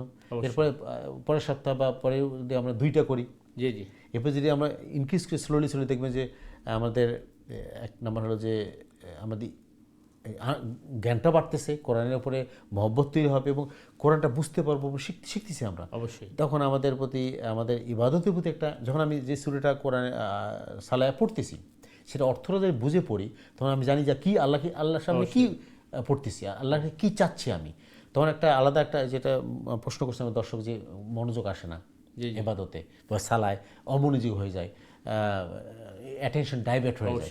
তখন আমরা যদি এই যে আয়াতগুলো, সূরাগুলো আমরা পড়ি, ছোটো ছোটো সূরাগুলোই শিখি, অবশ্যই তখন আমরা অর্থটা যদি বুঝে পড়ি, তাহলে আমরা বুঝতেছি আমি কি বলতেছি আল্লাহর কাছে।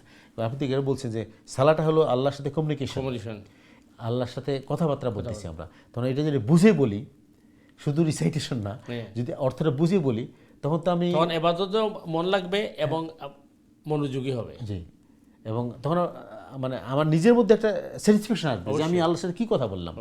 এবং আমরা একদম শেষ পরে চলে আসছি প্রিয় দর্শকবৃন্দ। আমরা যেটা বলি প্রতি অনুষ্ঠানে, এবং আমরা চেষ্টা করি, এই অনুষ্ঠানটি আমাদের সবার জন্য একটা অপরচুনিটি, আমরা চেষ্টা করি অনুষ্ঠানতে কিছুটা হলেও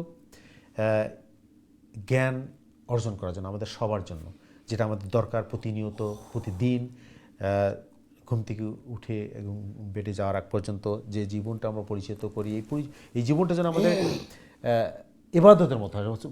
মোহতারাম বহুবার বলছে যে মুসলিমদের কোনো কাজই এবাদত ছাড়া না, প্রতিটা কাজে। সেটা আপনি এবার আমরা যেটা সমস্যা হলে মতো আমরা আমাদের ক্ষুদ্র জ্ঞানে আমাদের সমাজে আমাদের কমিটি আমরা এবাদত বলতে বুঝি খালি নামাজ রোজা হজ জাকাত।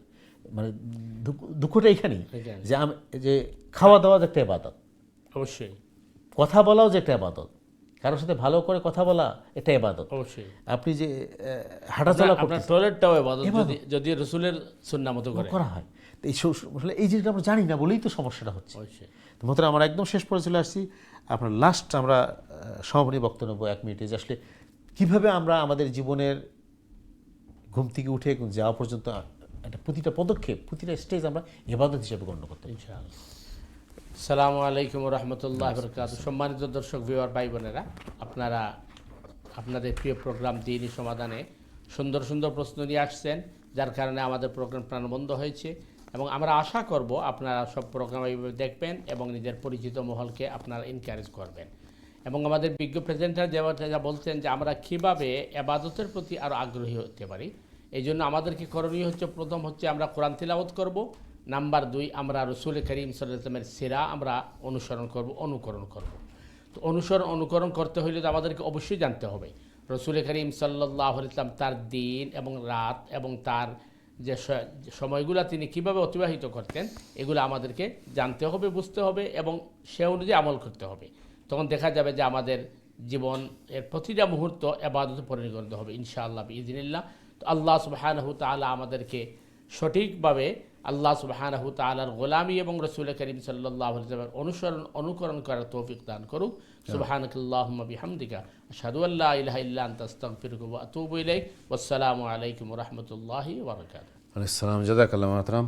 প্রিয় দর্শকবৃন্দ, আমরা অনুষ্ঠান একদম শেষ করতে রয়েছি। আজকে আমরা বিদায় নেব। বিদায়ের আগে আমাদের সম্মানিত মেহমানকে, আমাদের ওস্তাদকে আমরা আজকে বিদায় দেবো এবং তার জন্য আমরা আল্লাহর কাছে দোয়া করি, আল্লাহ তাকে সুস্থ দান করুন, দীর্ঘ দান করুন, যেহেতু আমরা তার কাছে আরও বেশি বেশি করে কোরআন হাদিস আলোচনা শুনতে পারি এবং আমাদের জ্ঞানকে সমৃদ্ধ করতে পারি এবং আমরা যে মাসলা মাসালকে তাকে শিখছি পরিণত আরও বেশি করে শিখতে পারি এবং আমাদের জীবনকে আমরা সুন্দর করতে পারি তার এই সুন্দর নির্দেশনা দিকে।